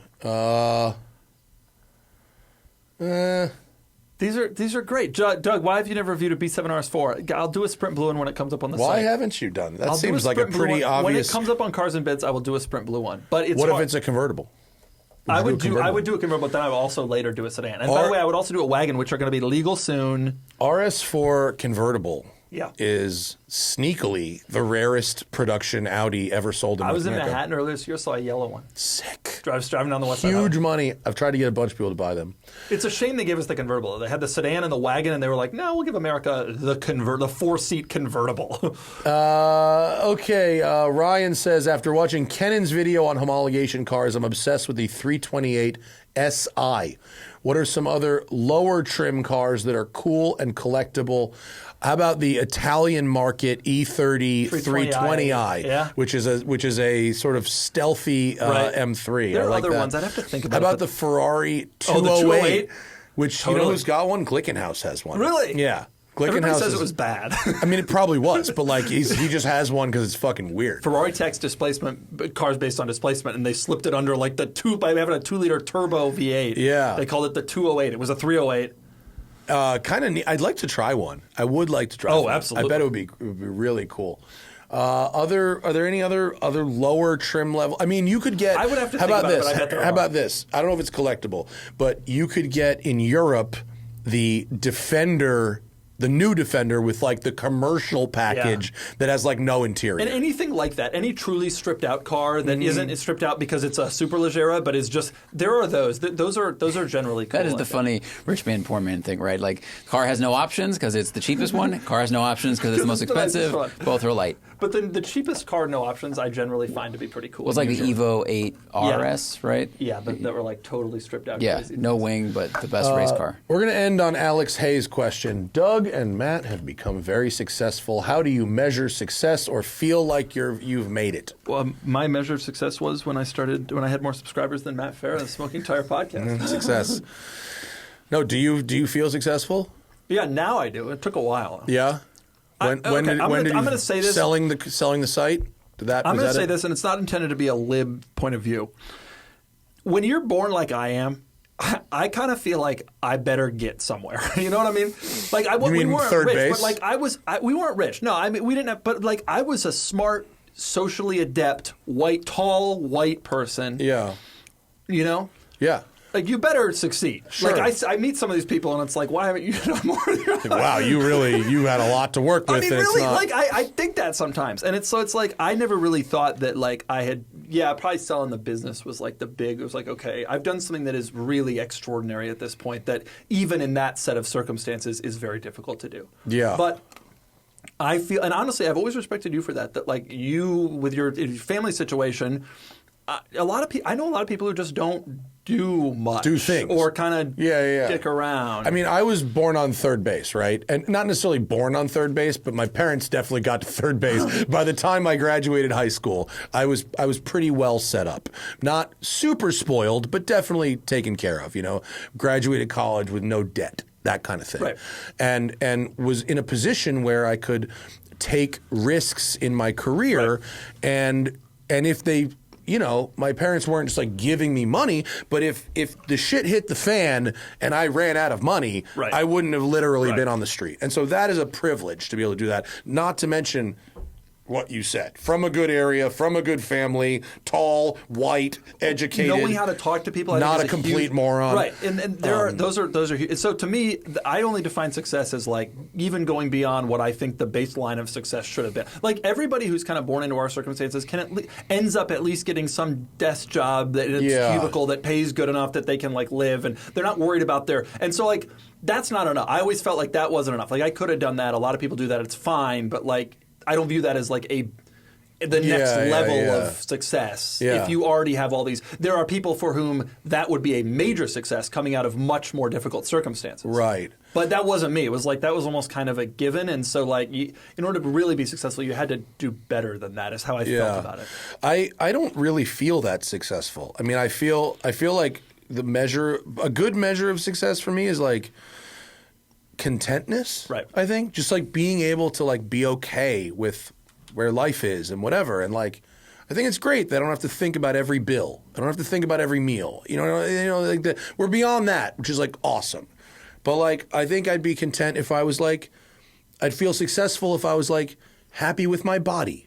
You know, if I didn't feel like I had to do a lot of work on that, if I didn't feel like a failure for eating a cookie. Right. You know, or whatever, that kind of thing. Being a kind person, being a there are many ways to define success beyond business success. I presumed the question was in that range, but I if my kids don't do anything and are just like good people, I will consider them to be successful. You know, when I grew up, and probably when you grew up, based on where we went to school, my parents were pushy about college. You had to do this, you had to go to this college all my friends who went to really crazy private schools to go to the best college. Their outcomes were not significantly different than the ones who didn't. And I certainly don't consider them to be like happier or better off in their situations. Yeah. So I'm not hoping for that for my children. Success for my children to me looks like they're happy, which is hard. A lot of those people who are in that track of crazy schools and colleges are like anxiety-filled. Yeah. That's happened to me here at work and on YouTube at work a lot, that crushing anxiety of not good enough, I'm not smart enough, this isn't working, blah, blah, blah.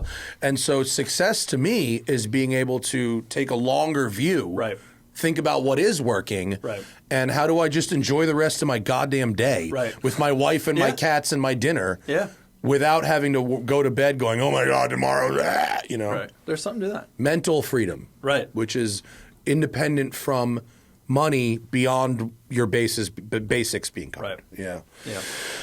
Always a pleasure. Timestamp? What are we at? 2:44. 2:44. I got to sit in the same seat as Johnny Lieberman. Did he leave anything? Can I? He left some whiskey. Ooh. We're doing a industry night whiskey tomorrow, and you want to come get shit faced? The only time I ever come to Los Angeles. No, the only time I ever come to Los Angeles is to do this podcast. We appreciate it. I have a rule now that I don't go north of the Hyundai building in Fountain Valley on the 405. Like that's a hard and fast rule. That's your Mason-Dixon law. Them Northerners, they living differently up there. I don't know. I don't cross that dang Korean building. I don't know what's going on up there. I passed it today, and I was like, I can't believe I'm passing this Korean. No, but it all worked out. And you know they got the Ioniq 9 over there now, so you go check that out. Oh, are you checking that out? The 9? No, I'm not. What's your favorite Ioniq? The 5N, dude. The 5N is sick. The shifting will have to go into other cars. Of course. It's so good. Like, we're not going to do that. You need to. Like today. That is yesterday. Yeah, that's never have Jörg Bergmeister answer questions about will they put whimsical features in the car. The German racing driver is like, no, why would we do this? This does not make the car go faster. If they don't do it, they're insane. Yeah. That was the first time I've driven an EV and been like, interesting. Like, this is the thing. This could be something. Yeah. It felt like I was driving a Golf R. That and the fact that the Mach-E Rally is literally better on dirt than either the Storado or the Dakar. That is. Well, I think the Storado and the Dakar were both missed opportunities to make them crazier. I would have given. I would have bought a Storado if it had been if it was crazier. Another 3 inches and a couple more. I mean, like it's cool, but like when you see them around, especially knowing bright colors. They just look like someone put a tire on the top of a Lambo. Kind of. If they had done 3 more inches and some portal grill axles guard stuff and like, what shop is going to do portal axles on? Well, but on those a are usually Storado? speed limited pretty low. That's the downside. That's true. Yeah. I don't mind that. But Lambo probably would have. They wouldn't have Yeah. wanted to release a car with 107 mile an hour Right. top speed or something. But I would have been all over that. Yeah. Here's the new Huracan. It's limited to 82. Dude, I'll take it. I'm not going more than 82. I'll do my portal They would have axles. sold one to you. I would have bought it. I have yet to see a privately owned one on the street. I've seen the Storado? press cars around a whole bunch, but I've never seen I've seen a couple, only a couple. I saw one in Vienna, which is an odd place for them Vienna? because you can't off-road in Vienna Yeah. or It near snows. it. But it snows, snowy, right? maybe, but true. what a great car though. They're fun. The best. They're I know. fucking cool. I'm still watching That's prices. a long play. It's a long play on the Storado. My man, thanks for for coming to having visit me. us. Merry Absolute Christmas. Merry much Christmas. successes in the new year. Thank you to our patrons for their questions. I'm sorry we didn't get to more of them, but when the radio's good, you don't fucking stop the show. Donnie did not tell me what he wanted. He just said, call me when you can. So I don't know what that means, but we'll see. Of course, Cars and Bids, the This Car podcast. Like and subscribe. Like and Do subscribe. we still tell that to people? It Yeah, doesn't sometimes. get you anywhere. It's just like shorts. There's no point. Right. Rate There's us no and point. review us on iTunes. That's more Yeah, helpful, I think. actually, that does help. Oh, I'll leave give a you- review on I'll iTunes. leave a review. Yeah. Doug D. podcast. All right, we're gone. Bye.